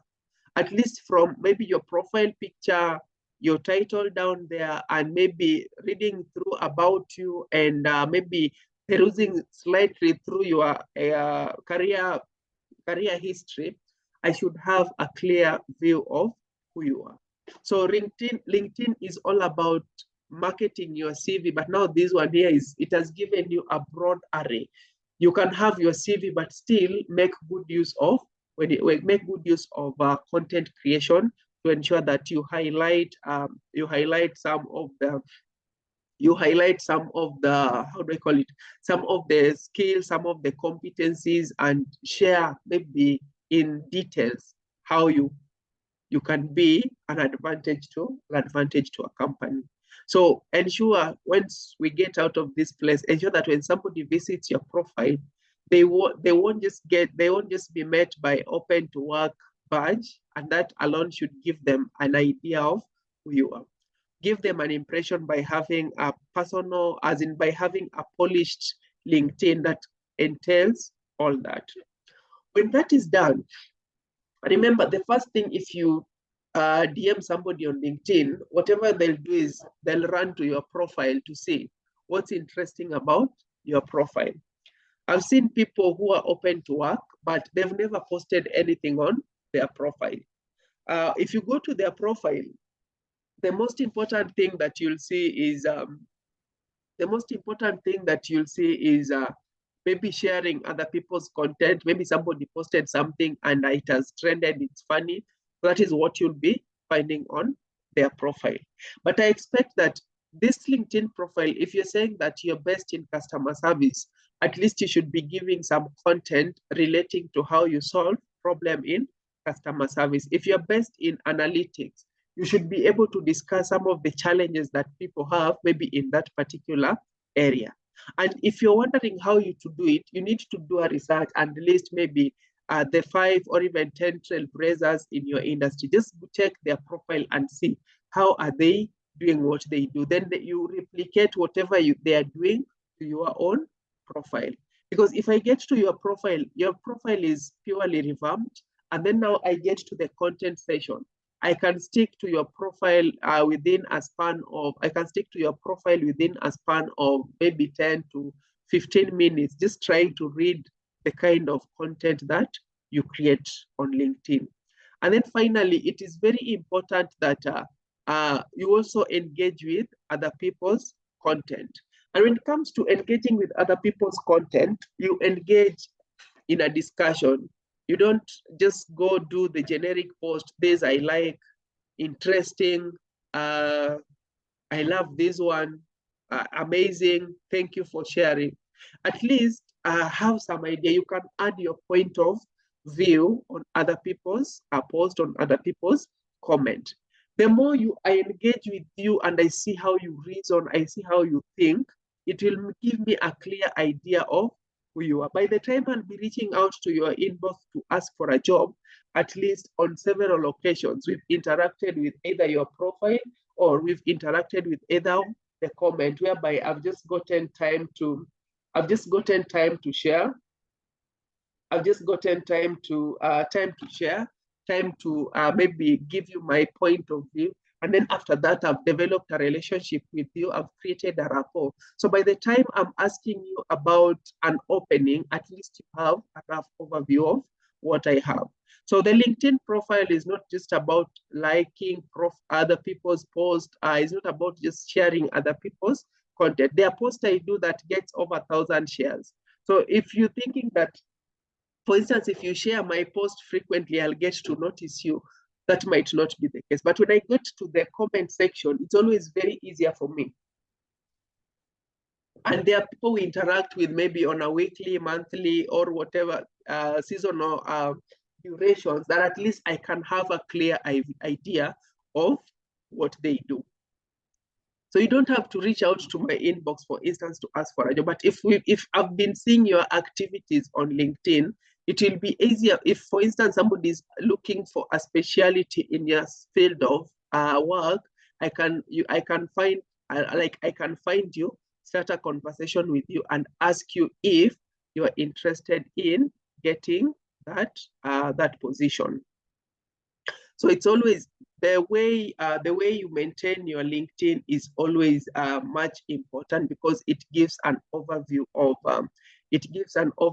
of who, as it gives a clear picture for the recruiters to find you on the platform.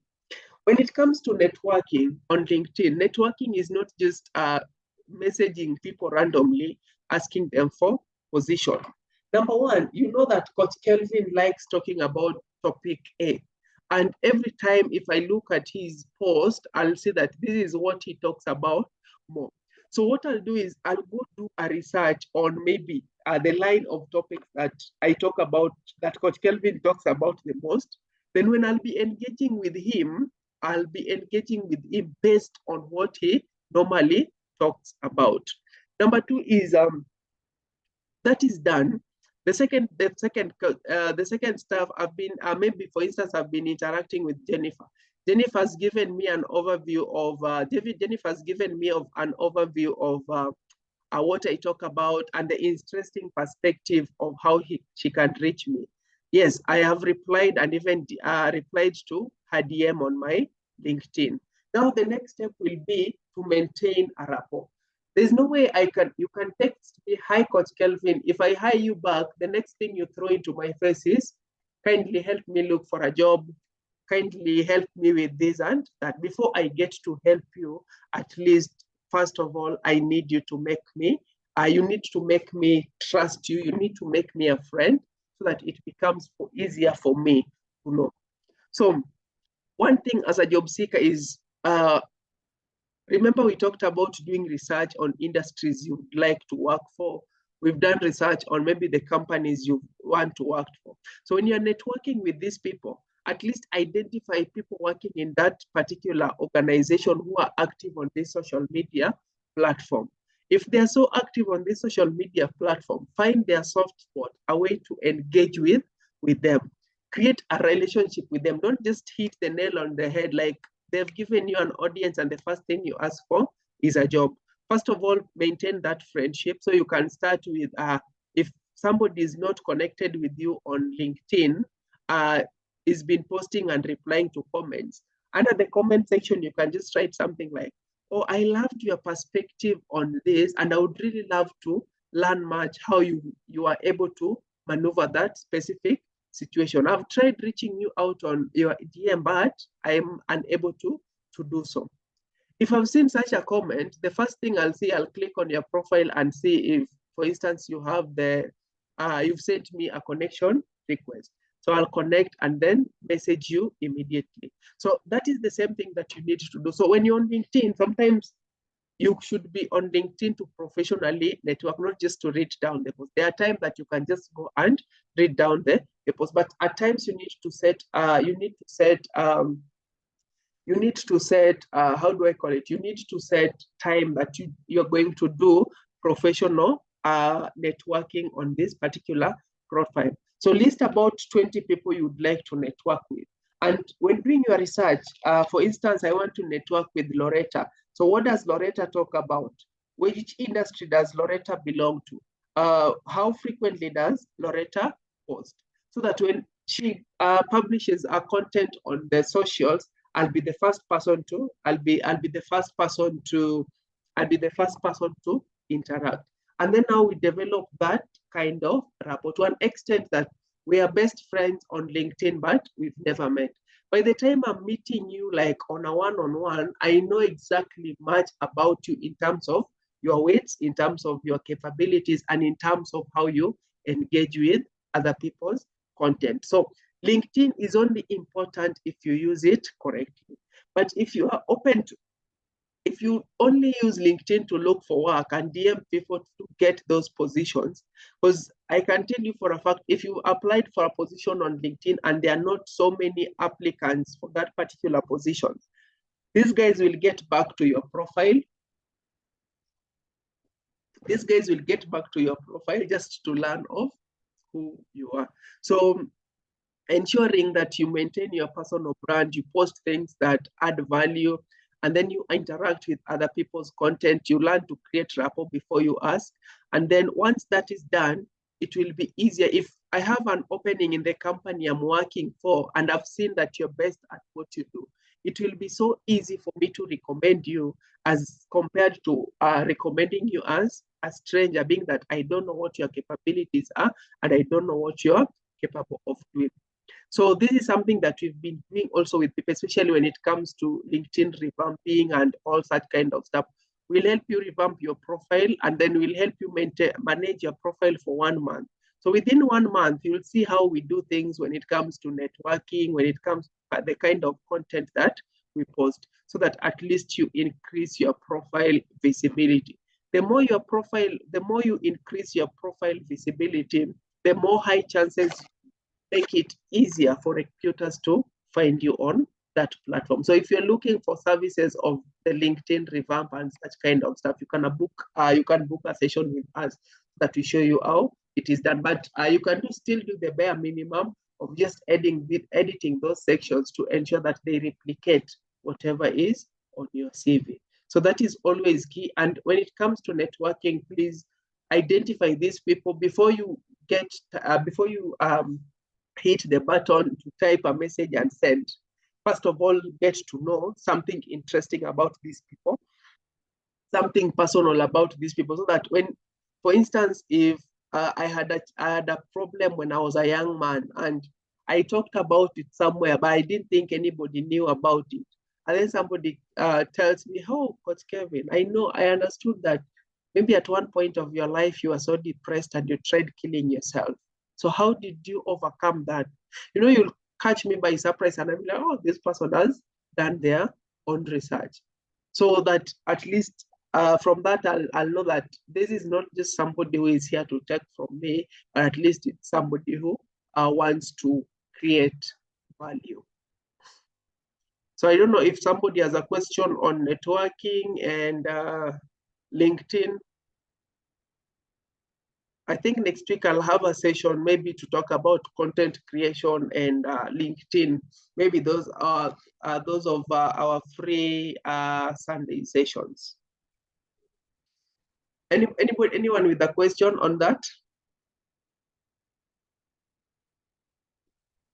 All right. Okay, we can proceed. So I want us to talk now about interview preparation.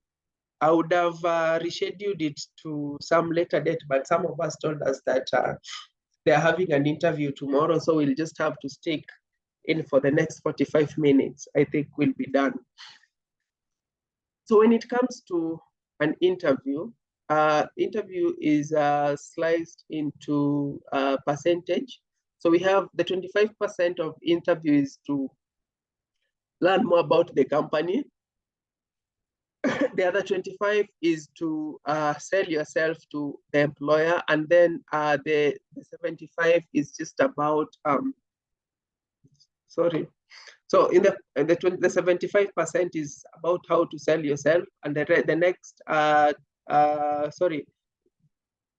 So 25 is to learn more about the company, and the 75 is to sell yourself to the employer. So what exactly are the interviewers looking for when they invite you for the interview? Number one, they're looking for your abilities and skills. Number two, they're looking for your willingness to do the job. Number three, they want to learn more about your personalities. And number four, they want to learn if you're the perfect fit for the particular job that you're interviewing for. So presentation of this will make you either the worst candidate or the best candidate for the job. And we are going to see through these, through this how you can sell your abilities, how you can show these people that you're willing to work with them, and how you can bring your personality into a picture. Remember what we talked about when it came to application of the job. The same thing applies to the interview preparations, because the first thing you need to do is, First of all, you need to understand the role that you have been invited, the role that you're interviewing for. Then secondly, after understanding the role that you're interviewing for, the second thing that you need to be social is the skill set that makes you the best candidate for that job. And then number three, how can you help the organization that is in need of your services solve that specific problem? And the importance of knowing all this is it will help you prepare 360 to an interview question. So for instance, you've gone through the job advert and you've identified the key skills that they are looking for. They're looking for problem solving skills. They're looking for computer skills. They're looking for customer service skills. They're looking for leadership skills. Ensure that the answers that you'll be giving in the interview, like you're using the terms, you're using the keywords they had in their job advert to describe who you are. So research is always key, and you need to spend your time through the job advert. Identify the skills that they are looking for, then identify the skills that you possess, marry these skills, and then now present yourself as the best candidate for that job. That being said, we have different forms of interview. We have the first interview known as the screening interview. So this is the initial screening whereby somebody just calls to conduct the HR professionals and to conduct maybe if you're the perfect fit for the job. And in most cases, purpose of this is just to weed an accepted candidate. There are those people who applied for the job, but they are not really willing to take up the job, or maybe they applied for the job, but they are not qualified for that specific job. And then once you've gone through the first interview, you can be now subjected to the second interview. And in the second interview, it will be a thorough overview of now your key skills, your competency, and this is whereby you'll get to encounter the questions of behavioral questions, the technical questions, the introductory questions, and the application questions. So typically in the screening, if somebody calls you for a screening, it might take maybe like around 25 minutes or 30 minutes at most. So what do you need to know? So the first 5 minutes, you need to make the first impression, and then get to establish a rapport with the person who is interviewing you. Then the second one is about gathering the information and also skills evaluations. So whereby you undergo something we call aptitude test. And then now the next 10 minutes, you're supposed to sell yourself and ask questions. So normally when you're called for screening, you should be ready. And if you've done the research that we've talked about, it will be always easier for you to go through this process, because at least you'll know how to create a rapport with an interviewer. You'll know how to gather information that they are looking for. And then now you'll be able to sell yourself and then discuss the next steps of the interview. So if you're preparing for the interview, there are things that you need to know about yourself, and there are things you need to know about the organization. So the first thing that we've talked about that you need to know that is very important is the skills and interests that qualify you. Those are the things that you should list down. And if you've done the first steps that we talked about in the job preparation, the job application preparation, this should be a walk in the park for you. In that, you'll realize that it will be so easy because at least you know the skills that you possess and how these skills can be of use to the organization that is after you. Number two, you need to know your values. And knowing about your values is the organizational core values in line with your own values as a person. So this one will help you also at least just either to decide either to pick the job or to decline picking the job. So it's very important that you be rest assured of your core values. And then you need to have your long-term and short-term goals. So Is your long-term maybe to develop a career path? Is your long-term maybe to develop a career path? Is your long-term goal, short-term goal, either to get a job and pay your bills? So you need to be very clear of what your goals are. So just to reiterate the point, you need to be sure of your skills that skills and interests that qualify you. You need to be sure of the values, and you need to be sure of the goals that you are having. Then the second part, you need to know the organization. And when you're doing the research about the organization, you need to know the information about the position for which you are interviewing for. This is where most candidates get it wrong, because sometimes if, for instance, you are customer service, I'll ask the person to mute. Who is he? Somebody has not muted.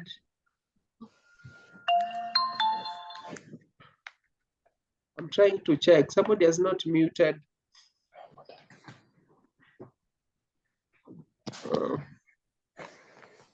Will you kindly mute? Okay. So the second part of information that you need to know is know the position you are interviewing for.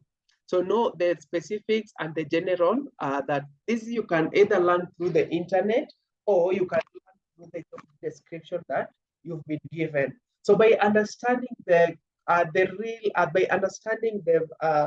role that you're interviewing for, it will not only make it easy to restructure your answers, but it will also make it easier for you to at least help you tackle a difficult question when it comes to the interviewing time. And I talk about knowing the role. This is what is expected of the person that you're interviewing for. You're interviewing for maybe teams, sales leader, team leader, maybe sales. So as a leader, what is it required to be a leader?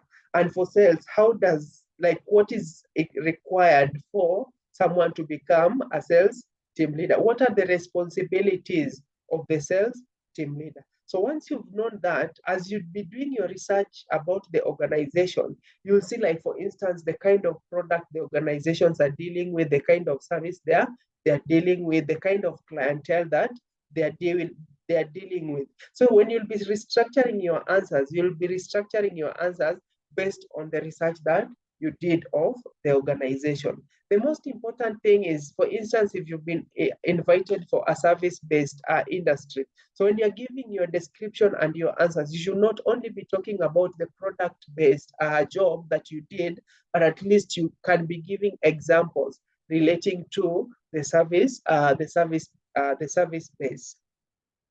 Number, you need to have the clear understanding of the industry that you're interviewing for. And when you talk about the industry, what are the current trends? For instance, you are in the e-commerce industry. What are the current trends in that particular industry? If you're in the communications and marketing industry, we have the emergence of AIs. So how adept or how well informed are you when it comes to a utilization and use of these technical AIs? We have the systems. How well adept are you in maybe utilizing these systems to help you do whatever you do? So when you're doing your research, you need to understand the industry, understand how they do their things, and things that will make you the best candidate for that particular job. Then you need to learn the key details about the specific organization. When you talk about key details, you need to understand their service area, their service delivery. You need to understand the kind of clientele that they are dealing with. You need to understand, and if you go on their socials, you see a lot of interactions, or even they go through Google reviews. It can give you an insight to understanding of the industry, that the details of the industry that you are interviewing for. So don't just go there to learn about their services, their core values, but do your due diligence enough to get a clear understanding of how this industry, what they're dealing with. So through checking on their socials, you'll have a clear idea of what they do, how they do it. And then now you can check reviews to see the customers' feedback in regards to their service delivery. So how can you obtain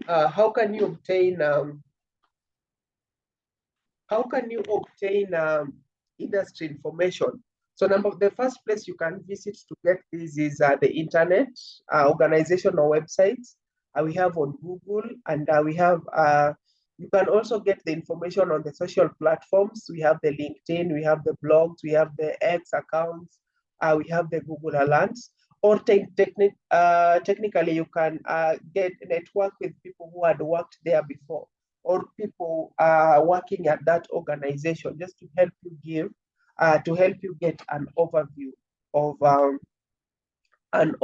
about the organization. So ways to prepare information about yourself is you need to first of all review your resume or your history of accomplishment and achievements. So when doing this, remember, if you keep on editing your CV in and as in every time, at least you'll be well accustomed with accomplishment and achievement, so that you need to know them at the fingertips of your heads. I've found people that their CV speaks opposite, but when they're describing the duties and if they're describing the duties and responsibilities that they did, you'll find that it's totally different from what is captured on their CV. So you need to review your resume and also review your accomplishment and achievement, the responsibilities that you had maybe in your previous role or the current role, that will help you make you the best candidate for this specific job. So it's very, very important. And this is, once you've done your research, you know what they're looking for. Now, the next step, it will be very, very important. Just give me a second. Okay, let me mute my phone. It will be very, very important for you, because at least now you will know how to restructure your questions and marry them with the answers. Then you need to prepare a 30 seconds commercial. A 30 seconds commercial is the questions that create the impression that the interviewers are looking for. Because remember, every time you walk into an interview room, the moment you ask, tell us about yourself, this is where either you lose or you can maintain the attention of the interviewing panel. And I've realized this with so many people, because we have so much to tell about ourselves to an extent that we miss the point of now restructuring these interview questions and telling answering the exact thing that the interviewers are looking for. So the 30 seconds commercial should be able to answer the questions. Who are you? What experience you have? What skills do you possess? And how can you be able to help us solve this problem? And then now finally, you need to thank me for inviting you for the interview. So you need to describe this so well that you can leave an impression. Some of the answers I get, for instance, when I sit on this panel, so tell me about yourself. Then somebody comes in and says, my name is Kelvin Waga. I am married with 3 kids. I come from Nyandarua County. I live in Karatina. I'm a graduate of Bachelor's of Communication and Master's in Public Relations and Communication Development. I have worked for 4 industries, that is Industry A, Industry B, and Industry C. I had a first class, I had a second class upper in my former place of work, and then distinction in my master's degree. Above that, I have done a lot of things that makes me the best candidate for this job. And I'm really looking forward for you to give me an opportunity to work with you. You have not lied about who I am, but the question I need to ask myself, based on my description, how do I leave an impression to these people? Like, how can I be in a position to help this specific organization? Because In the long run, I've started with what we call stories ajaba. Like for instance, how does my marital status going to help this organization hire me? How does where I live going to make this organization hire me? How does where I studied going to help this organization to hire me? How does what I got in campus help, or maybe the papers, what I got in masters going to help this candidate hire me? But in a case I walk into a room and somebody asks me, tell me about yourself, I look right into their eyes and say, my name is Coach Kelvin Wanga.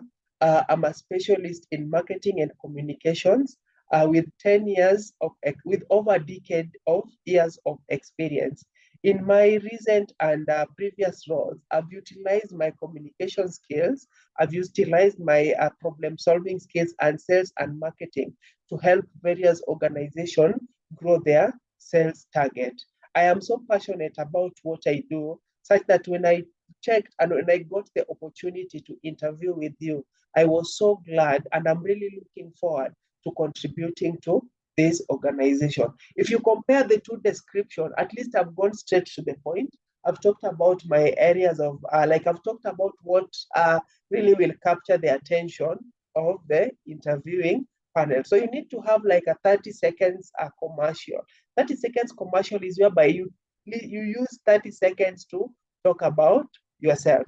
When given an opportunity to talk about yourself in 1 minute, at least you can now add those nitty-gritties, where you studied, maybe the projects that you've accomplished and all such kind of stuff. But the first and the second paragraph should be able to answer three things. Who am I? What experiences do I have? What skill set do I have?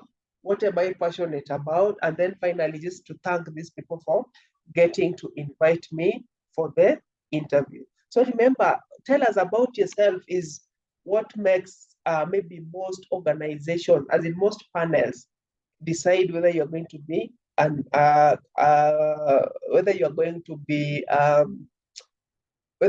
selected for the next process or not. So ensure that when describing yourself, you become straight to the point, you try to talk less, and then now you give them time. When you're told to elaborate, you can now continue and elaborate on what they're asking you. So then you need to have maybe a sample questions. There are questions you can get online, maybe about in regards to the roles that you're interviewing for, or you can get the services of a career coach just to highlight some of the questions that might appear. And then you schedule for a mock interview. A mock interview is whereby you ask yourself these questions and then get to listen to your answers that you give. Do you have the tonations? Do you have the sentence structures that these people have? Do you have like the confidence that will make you become the best candidate for the position that you're interviewing for? So when it comes to preparation, it's very key that you maybe take each and every step we've talked about to help you be the best candidate about yourself. So tell me about yourself. This is the most common interview opener. And this is what the interviewers is looking for, a brief introduction to who you are. So in the brief introduction, you need to talk about what makes you interesting, what are your unique activities or involvements, and why are you interested in these positions. Once you answer those three things, what I said previously and what I'm saying is the same thing. Once you learn to answer this question, you'll find it very easy now because now you've created a perception. Remember, I'm going to relate this scenario to a real life situation.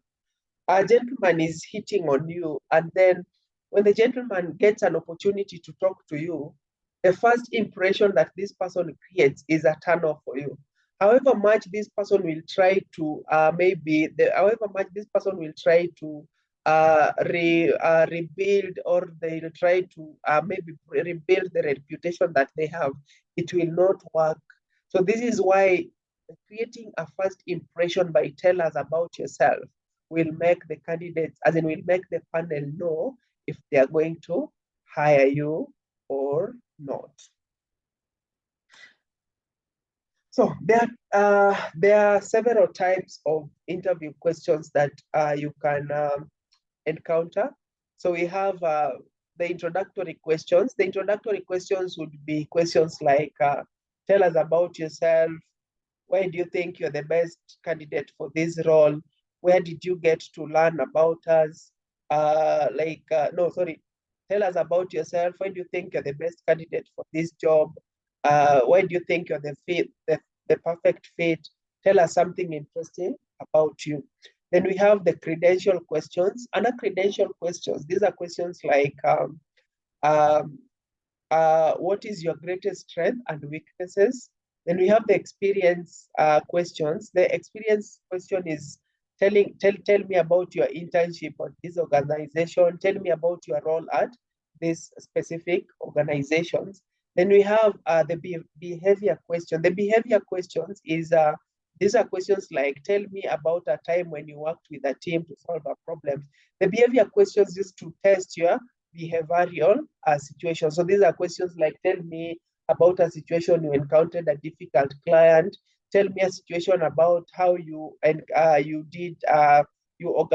orchestrated a project management from inception to implementation. So just tell me about a time. So whenever you get this kind of questions, it's always easy to answer. And I think along the way on this presentation, we'll get to learn on how to tackle the questions in the simplest formula.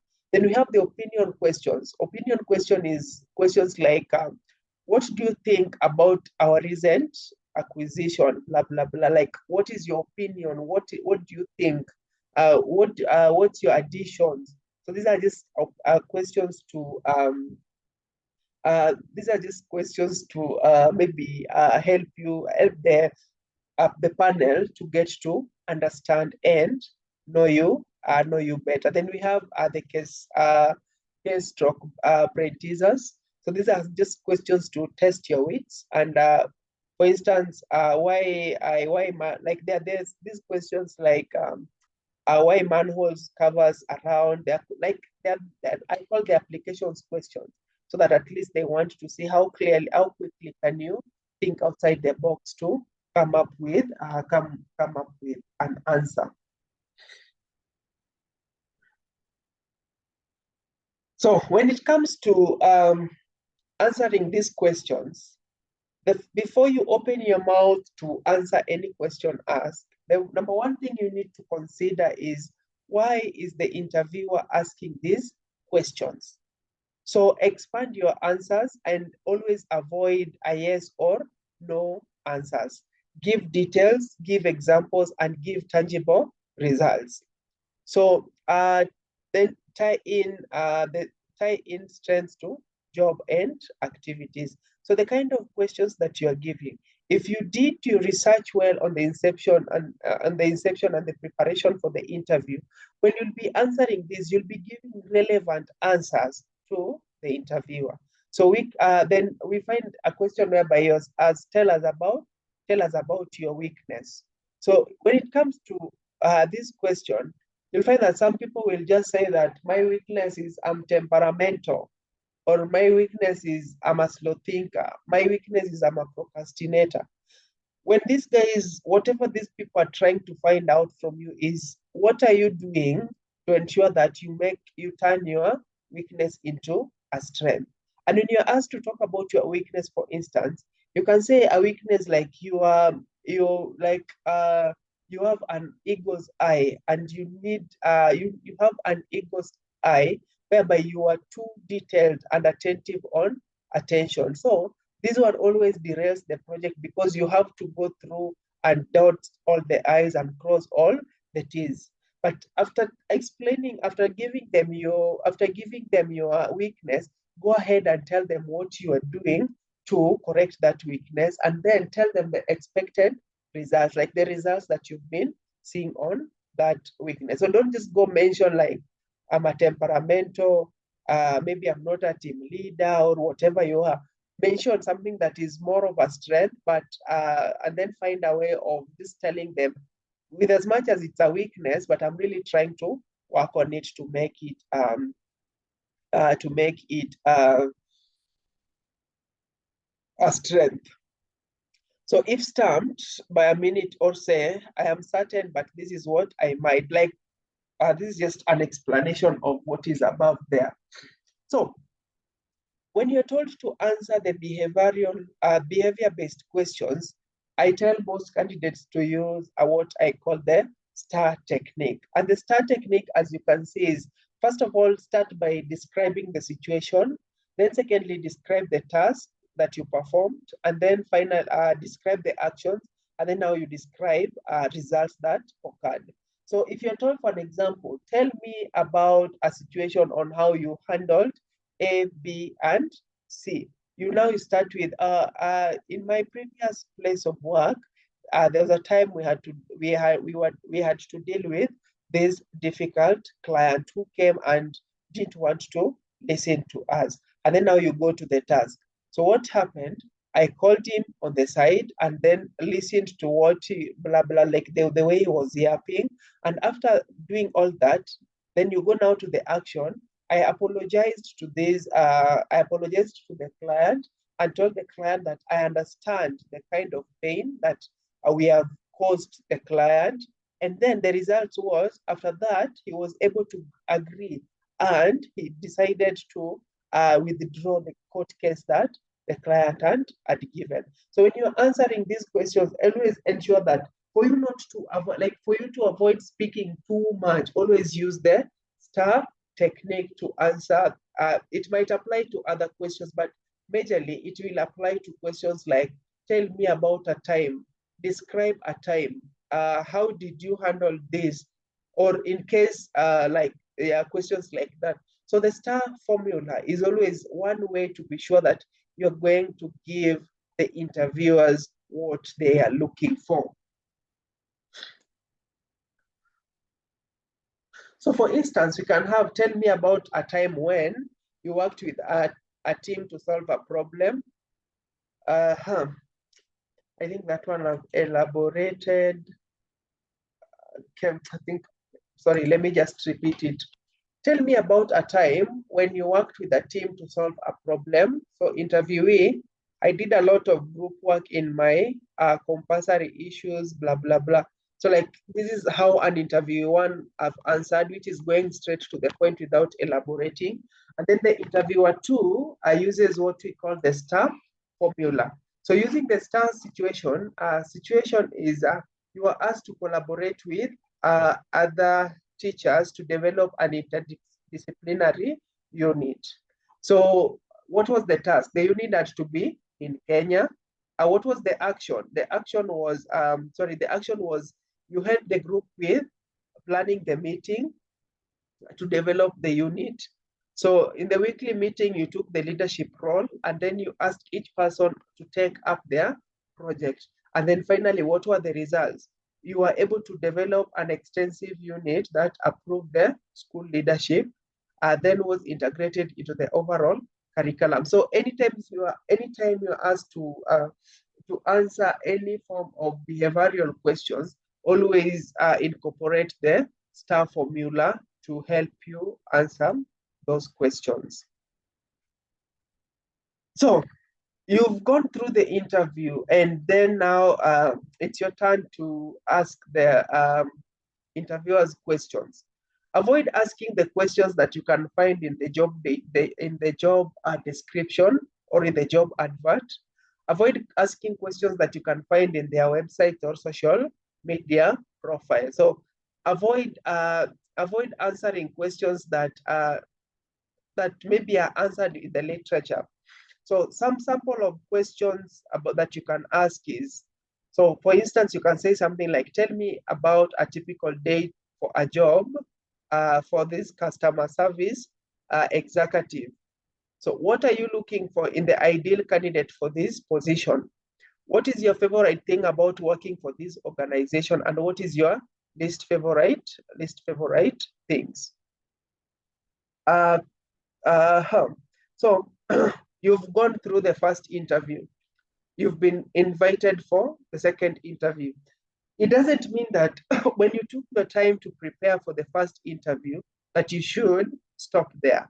Remember, second preparation is always key, because here you need to build on your previous performance, and you need to demonstrate that why you are the best candidate for the job. So the second interview is crucial in expressing your fit with the organization as well as your particular skill set knowledge. So employers are looking to see which candidate has the best ability to get the job done, to work effectively on a team. Then the employers want to evaluate your interaction with others. Are you a team player, or are you somebody who, in the terms they call an introvert? So when you're called for this second interview, there are things that you need to expect. Number one, you will usually meet, you can meet several people, not like the first interview can be one person or two people, but now in the second interview, you meet a number of individuals during the interview. Typically, you'll meet one-on-one employers in the back-to-back appointment. However, you may meet several employers all at once in a group interview setup. So expect to meet with a full range of your potential co-workers, peers, superiors, and junior employees. And in this case, you'll find that these people will try to outsmart you by asking you questions which are going to test your wits,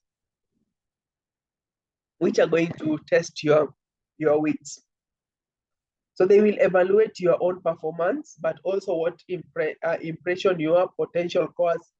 Like during the second interview, they'll evaluate your performance, but remember the impression your potential coworkers makes on you. For example, would you like to work in this type of environment with these supervisors and colleagues, and if not, why? So the moment you give a description that cuts across, the moment you give a description that cuts across,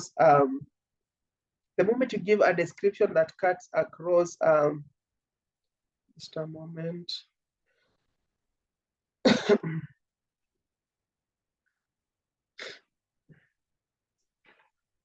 The moment you give a description that will make these people have a perception about you, that one will be a do or die for you.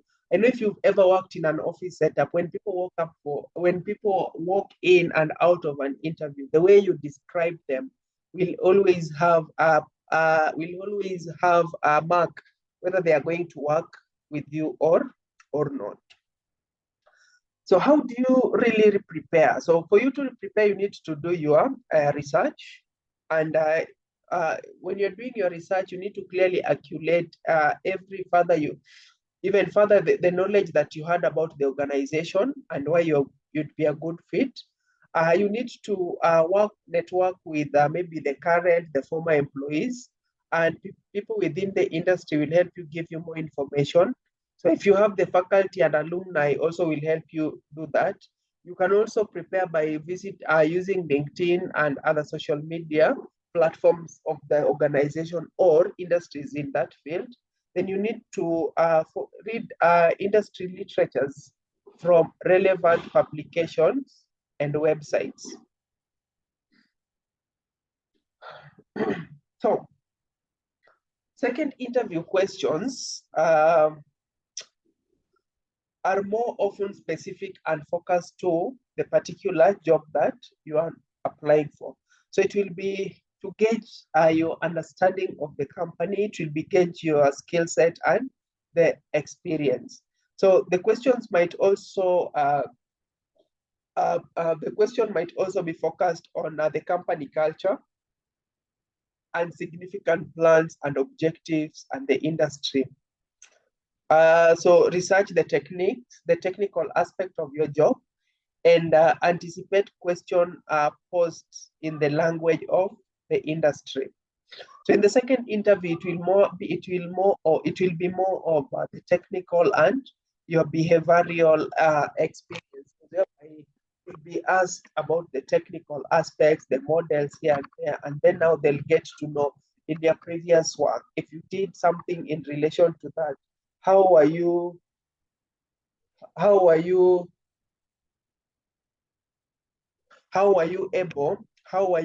to do it? So employer may ask you about the way you handle past situation in order to assess what you'll be able to do in the future. So what are some of the questions you should ask in the second interview? So in the second interview, there are just a few samples that I had listed down, but there are several questions that can come through. So I'm very interested in seeking out a mentor. How does organization X train their new employees? So this kind of questions will be like, oh, I think this person is thinking ahead. Even for instance, they are looking for mentors in this organization. This is just to help you create a perception. Number two, you can ask something like, I noticed from your website that X is happening, X event is happening. How does this impact the organization 5-year plan? Number three, this is an excellent training program over the next 12 months. Can you discuss the career path for employees after the training program? Finally, you can ask questions like, how are employees evaluated and what constitute a good job?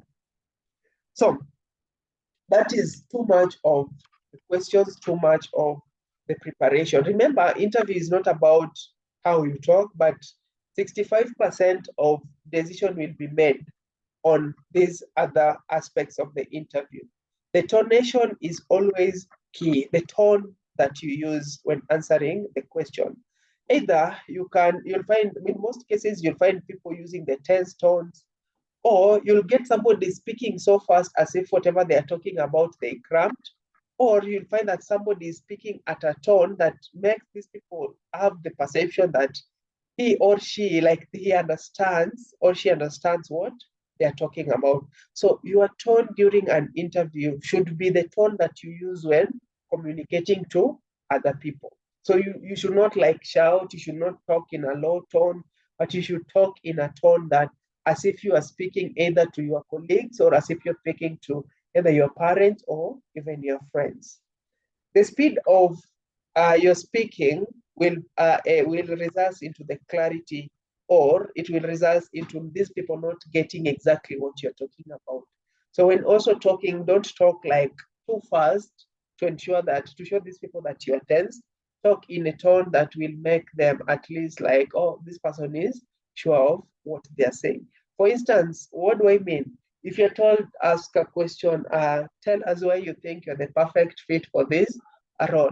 I'm the perfect fit for this role because in my previous organization, I've had opportunity to work on ABCD projects. These I've done in several, and I've been able to get the results. No, like these people won't get the tempo at which you are talking. Talk in a tempo, like describe this thing as if you are telling a story. And there's one thing about storytelling in an interview. When you talk about storytelling in an interview, is how you are able to articulate, play around with words to make whatever you're saying interesting. If I've never met anybody in this world who doesn't love a story, be it a gossip, be it just a general stories, and I've found it work for me in several ways, even when it comes to closing a client. Because when I tell a story, I get to maybe maintain the room ambience. So even when answering questions, you can answer questions in form of telling a story, like tell us about yourself, that is stories. Tell us a time when, that is telling stories. So your articulation should always be key. Remember, your body language is always also important because you need to maintain an eye contact with the panel or the person who have asked you the question. And then forget fidgeting, whereby you're talking and shaking other parts of your body that might like, you see, like now what I'm doing, I'm trying to distract you. As you watch me, like I'll be distracting you because you'll be concentrating on my hands. Then the posture that you have, always maintain the upright posture, but don't like, you should not like sit the way I'm sitting, or you should not like sit the way I'm sitting. Always ensure that you maintain a posture so that at least when they talk to you, it will result into a flat intonation as you're talking to the interviewers. So final gestures is You need to be on time. You need to be positive and enthusiastic. You need to maintain eye contact and good posture. So be aware of body language. If you've been asked a question and like you're answering a question holding your chin, there's a message that you are passing. Or the moment you've been asked a question, before you answer, you are with your pen taking notes. Don't take notes. And then always smile and make sure that your cell phone or whatever it is on silent mode, or if possible it's off, so that at least you don't get the distractions. So finally, it's important to have appropriate email address on your resume and cover letter, and a voice mail message on your phone, or on the gadget that you're using. For instance, if you're seeking for a job, this thing we call ringback tones. There are some people who have ringback tones that if I was an employer and I've had, like there's a time I called a job candidate and the ringback tone was like, wewe umbwa, mbona unanipigia sahi, mimi siko interested na simu yako. And this is the kind of a person I want to bring forward to work with me. So these are some of the nitty-gritties that can really make it or break it for you in a job interview. So during the job search, only pick up on cell phones in the area where you can speak with the employers.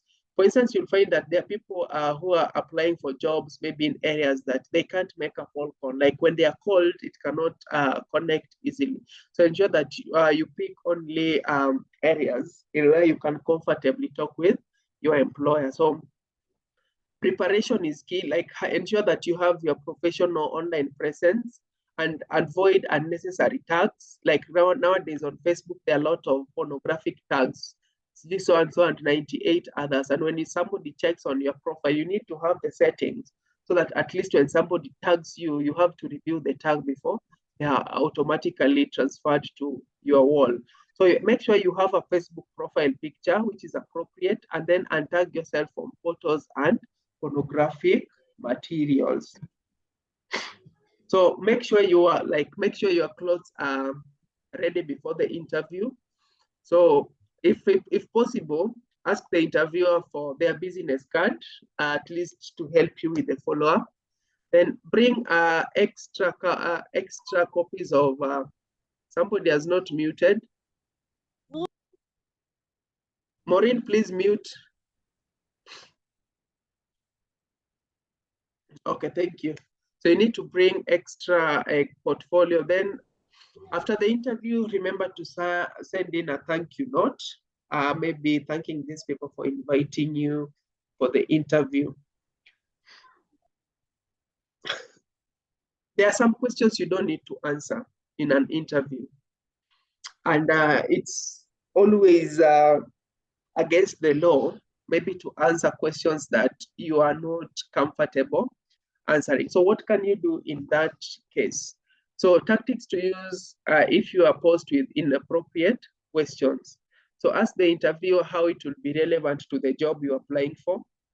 So skip around the questions. If somebody asks you like, are you currently dating anyone? You can find ways of just circumnavigating that question so that you don't have it, because if you dating somebody does not relate in any way to the job that you are currently asking.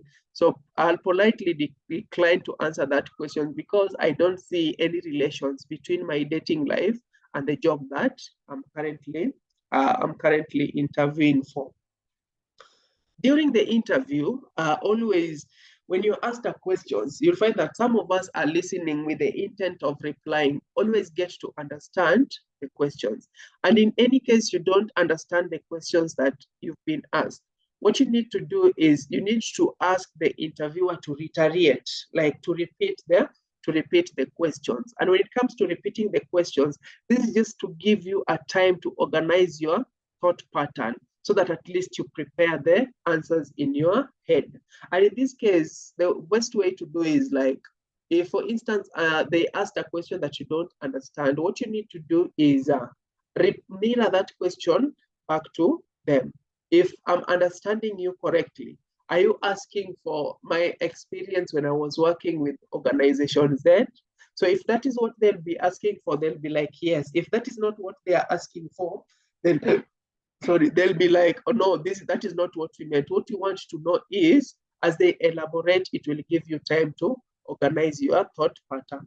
Asking the interviewer to pardon does not mean you are lazy and you are not listening. It only gives you time to reorganize your thoughts. It gives you time to at least answer these questions. Then when you ask a question, always give yourself a span of like 3 seconds or before you answer the questions. The 3 seconds will give you time to reorganize, at most 3 seconds or even 2 seconds. It will give you a time to reorganize your thought pattern and answer things in a flowing way. One of us asked me, when asked about your availability, what are you supposed to say? Remember, if you're working, keeping the rapport, like you cannot burn the bridges where you work. So it's always paramount to ask these people that they give you a grace period to clear with your organization. So for instance, an organization is looking for somebody, they're looking for somebody to report within 1 week. Kindly give me, I'll need like 2 weeks to clear with my organization. But in the meantime, let me see how I can do things to fast track the process so that if possible, I get to work on maybe within after 1 week. But generally, I would prefer giving a 1 month notice, because even in your contract before you quit or when you're signing the offer letter, there's always a period for giving notice. So the period for giving notice should dictate to the next employer on how you are going to handle that. But if they are so insistent, just tell them that you understand that and you would like to maybe go reorganize with your employer to see if you can be available maybe in the nearest time possible. Thank you so much, guys. We still have a lot of things to cover.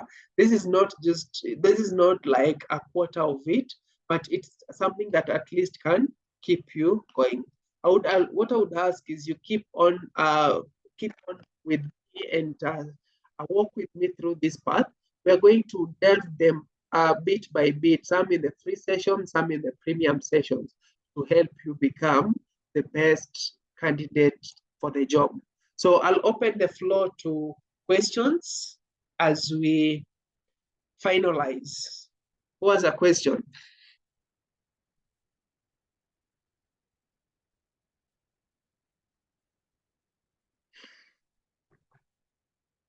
I don't know, Jennifer, have I answered your question? Yes, you have done. Okay. Yes. Who has a question? I like this team. Huh? Like, you mean we just capture things like, oh, okay. All right. That being said, as we prepare to ask questions, at least I'm going to give, because we are not many. Yula, you want to say something? Yes. Please do. Just before thank you, just a minute. Mhm. Just before she speaks, at least I'm going to give each and every one of us a minute to at least give us the experience of the session. Yes, and maybe if you have a question, you can raise. So we'll start with Ula. You can ask your question and also give your feedback. You can go ahead.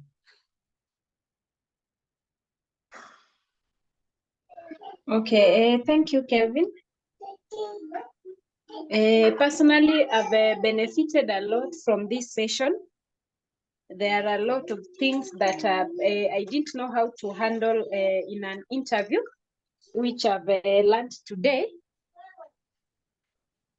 And which leads me to my question. There is an interview that I attended. Okay, mostly I have I have experience in customer service, so I was being interviewed for the customer service position. So there is this question that I was asked and I didn't know how to go about it. So I was asked, if you are a customer care service, you are having like people on site or lined up requiring your services. At the same time, you are having emails that you need to answer.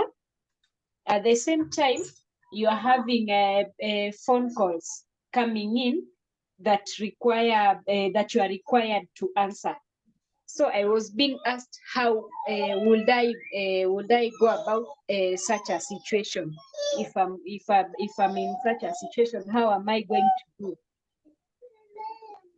And I didn't know how to answer that question. I would really love to hear how you answered the question.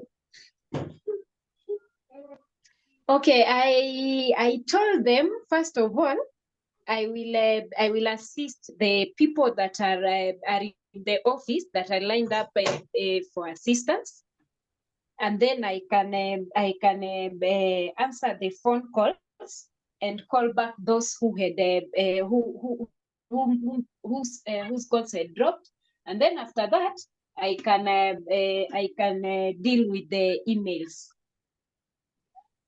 Okay, thank you. Any other answer from the floor?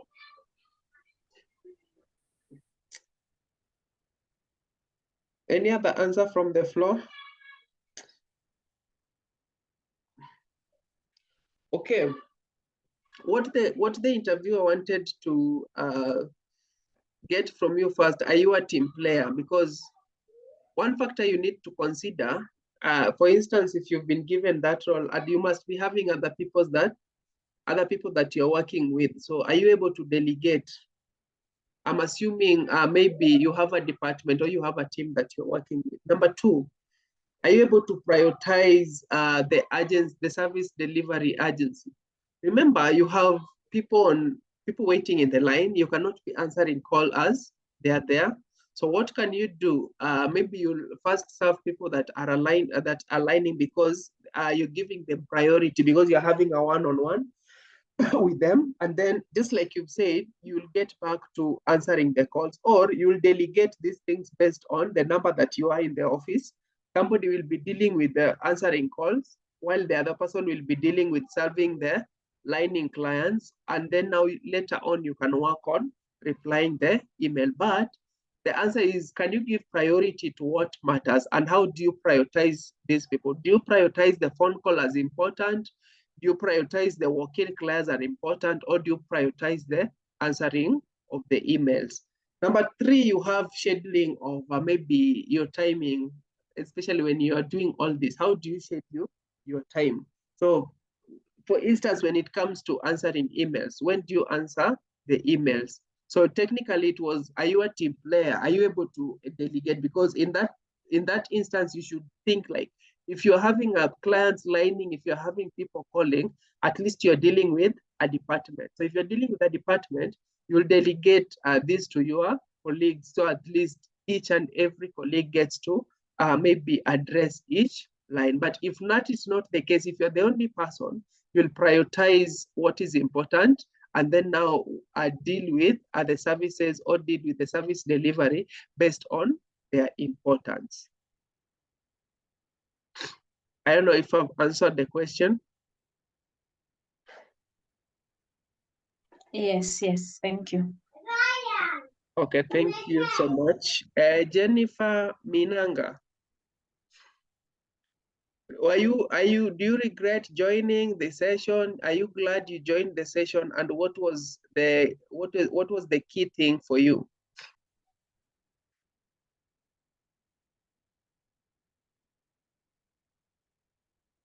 Jennifer Minanga.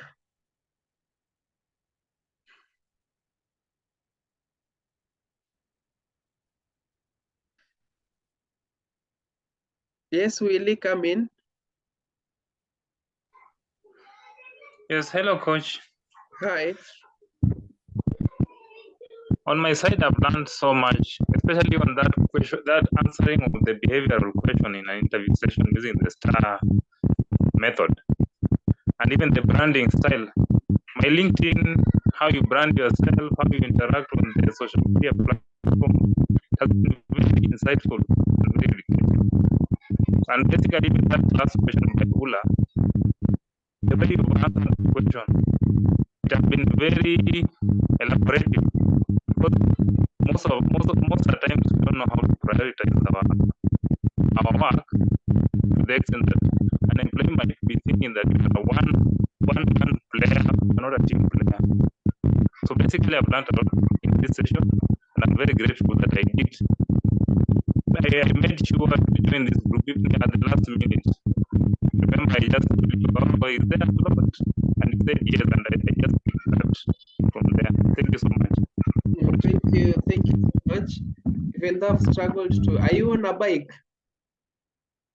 I've struggled to get listen, but at least I've gotten a point of what you've said. Thank you so much. Evans, you had an interview tomorrow. Are you well prepared for the interview? And maybe you can also give the overview of what you've learned today.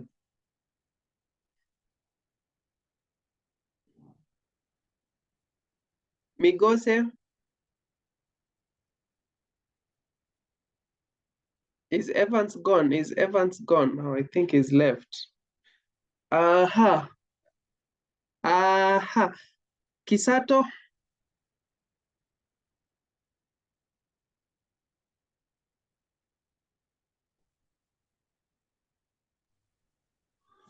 Good evening, Coach. Good evening. Thank you for this opportunity once again. This coaching session has helped me. I have known how to start, like when I've been in how to start, for example, the job search, all through the interview preparation process.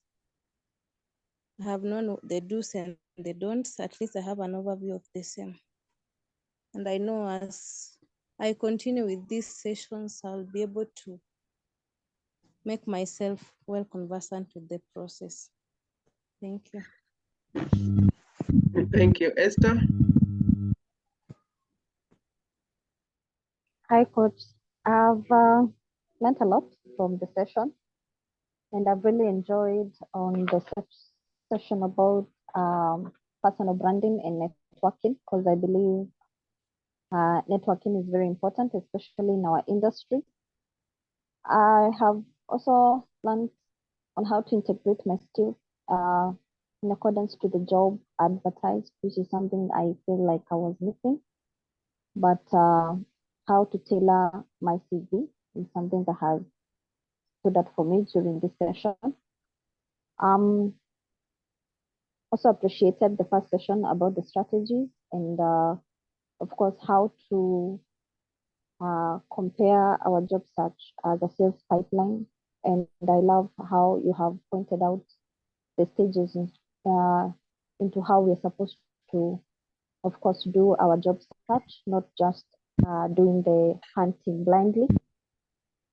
I would also appreciate another session on specifically for preparing for the job interview. I feel like there is a lot that needs to be emphasized and also to learn from those sections and maybe do it practically, answering questions and getting the answers that tailor made to the specific questions that interviewers ask.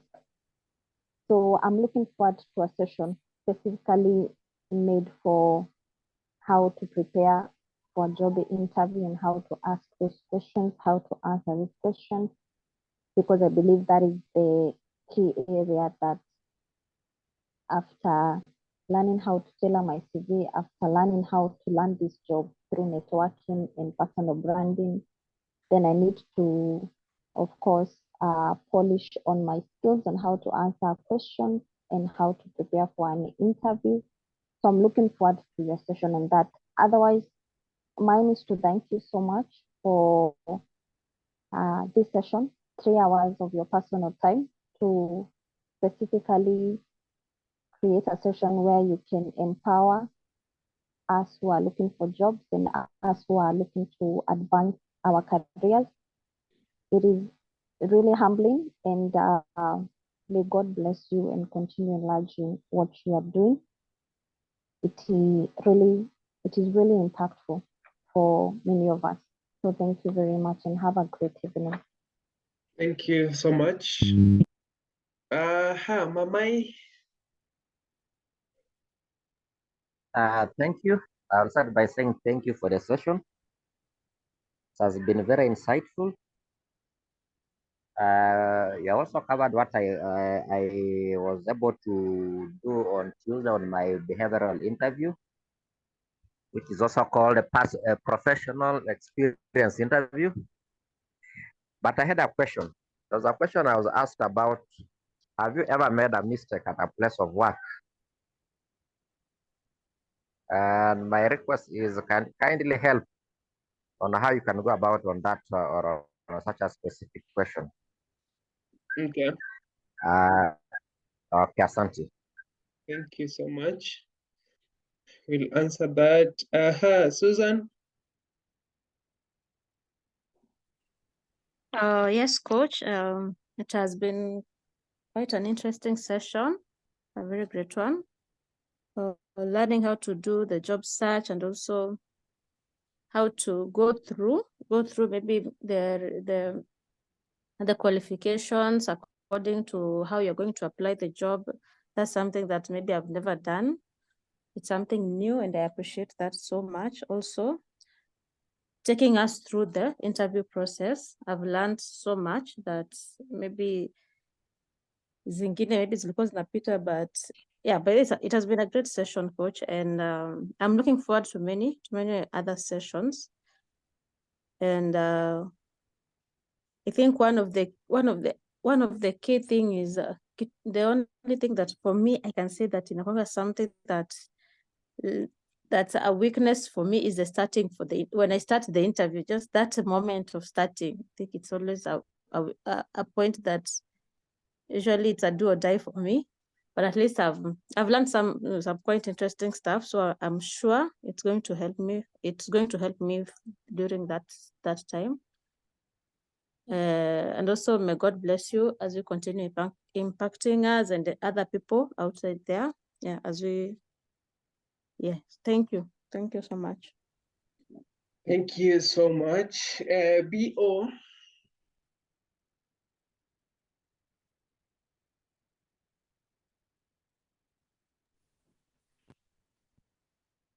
Indeed, I don't take this opportunity for granted. I've learned a lot.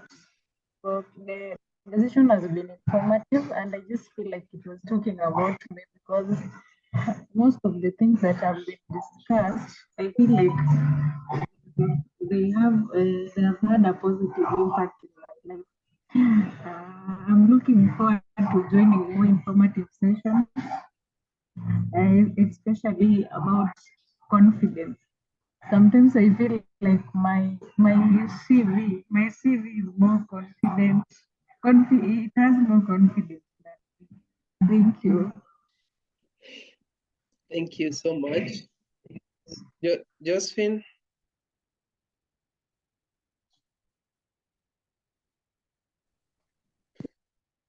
Thank you so much, Coach.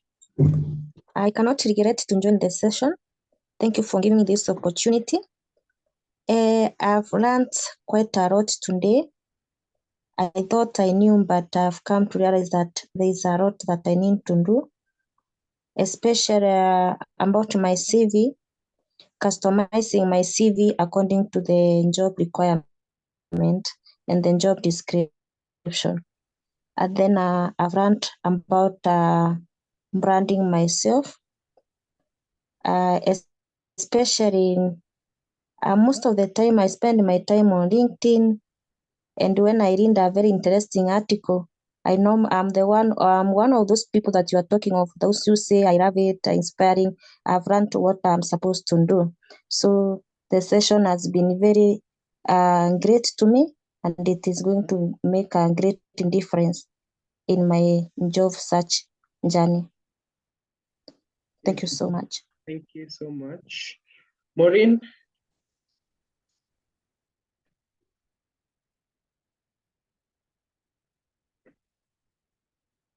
Maureen?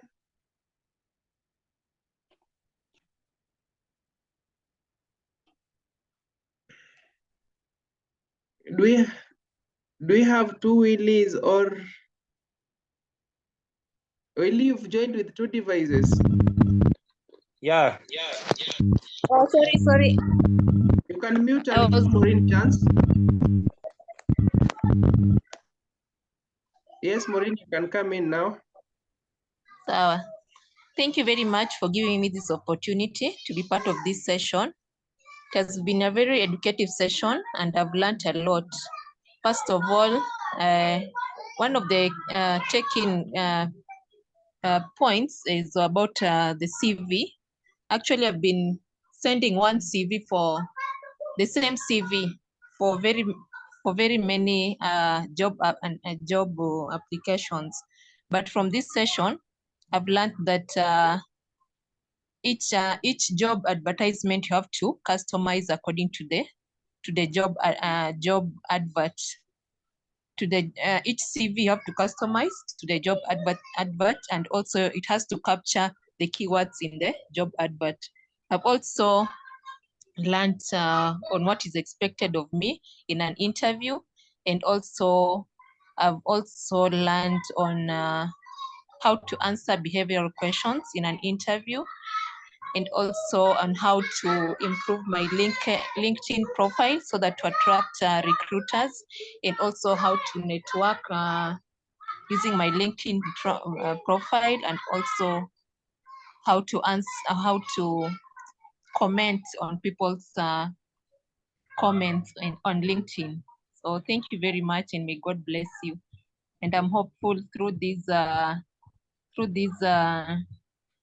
information, I'll be able to improve myself on job searching, and also in case of an interview, I'll be way much ahead.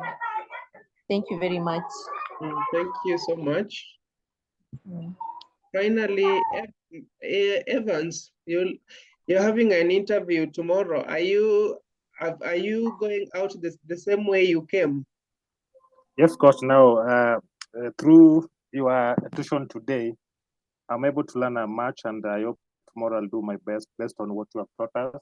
And my issue is I normally speak so fast. So by what I've learned, I'm able to speak slowly so that the the guys will be on the panel will be able to get what I'm saying. And also issue about the anxiety and being nervous on the D-day of interview.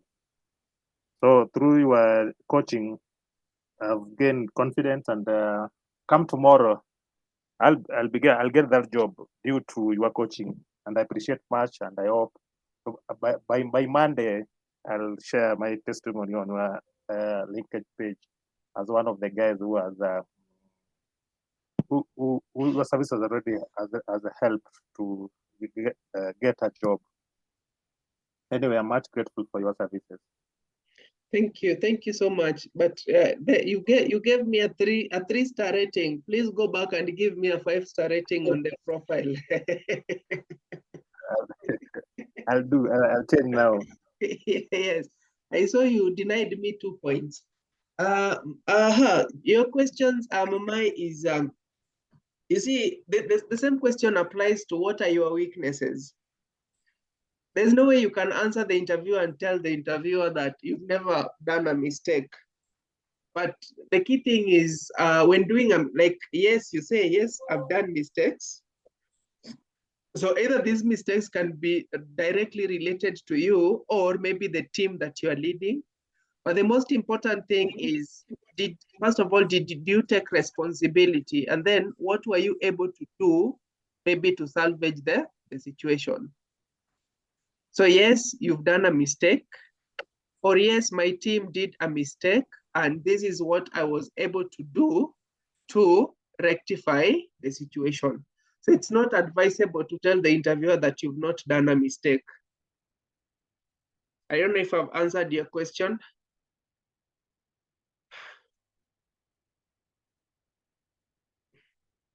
Oh, instead of saying yes, he's left. Sasa, thank you so much. I'm going to send a link to my Google platform. At least you can write me a review and rate this today's session. I will gladly appreciate the 5-star rating plus some good words. Thank you so much. By instead of saying yes, you left.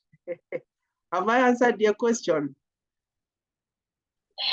Sorry, the power went off for my Wi-Fi connection. So you got my you got my answer before the power. No, I missed your response. Oh, I was saying, you see, Yes. the way I tackled the question, tell me, do you have a weakness? Is the same way you should tackle the questions, have you ever done a mistake? You can't tell the interviewer that you've never done a mistake. What you need to tell them, you did a mistake, and the mistake that you did can either be something you did directly or it was done by your team and you took responsibility.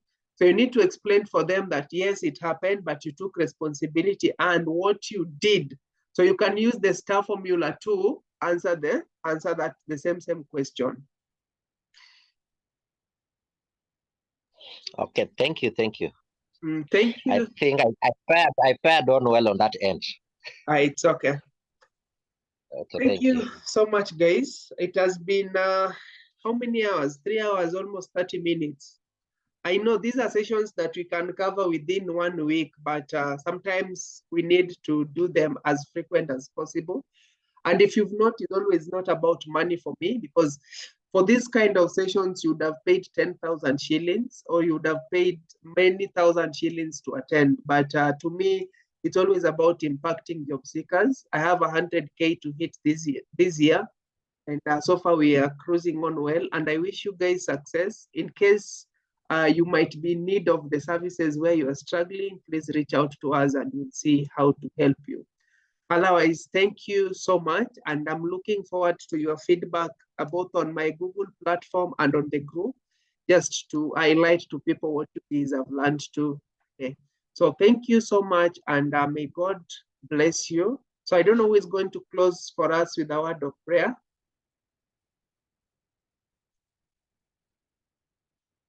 Who is going to close with us?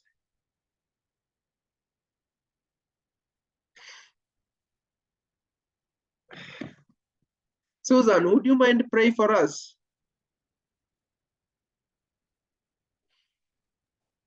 Yes, coach. Please do.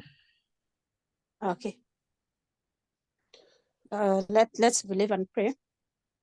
Father God Almighty, thank you, Lord, for this day. We thank you for the evening, God Almighty, that has catch up unto us, King of Glory. As we are safe, God, we won't forget to thank you, God. Also, God, we thank you for this session, Lord Almighty, for it has been impactful, King of Glory. It has been an awesome session, Lord Almighty, the best way to spend, God Almighty, the hours that you've given us, Lord. We pray, God Almighty, that you may bless Coach Kevin, Lord Almighty, be with him, bless his career as he has his goals to progress, King of Glory. Bless his family, Father, Lord Almighty. Also, God Almighty, for each and every person that has attended this meeting, King of Glory. Each and everyone has their own iniquities, has their own goals, their own prayers, Lord Almighty, that they pray to you, King of Glory, Father, Lord Almighty. I pray that you may intervene to each and everyone's, King of Glory, personal life and their paths that they are willing to take, Father, Lord Almighty. Guide them, guide us, King of Glory, be with us. And God, at the end of the day, we won't forget to give you praise. We won't forget to thank you, Lord Almighty, as we progress into our lives, King of Glory. We thank you, Lord, and also bless the evening that's about to catch up, King of Glory, and also the night that is ahead of us. We thank you and we bless your name. In Jesus' name we do pray and believe. Amen. Amen. Good evening, guys. Thank you so much. Bye.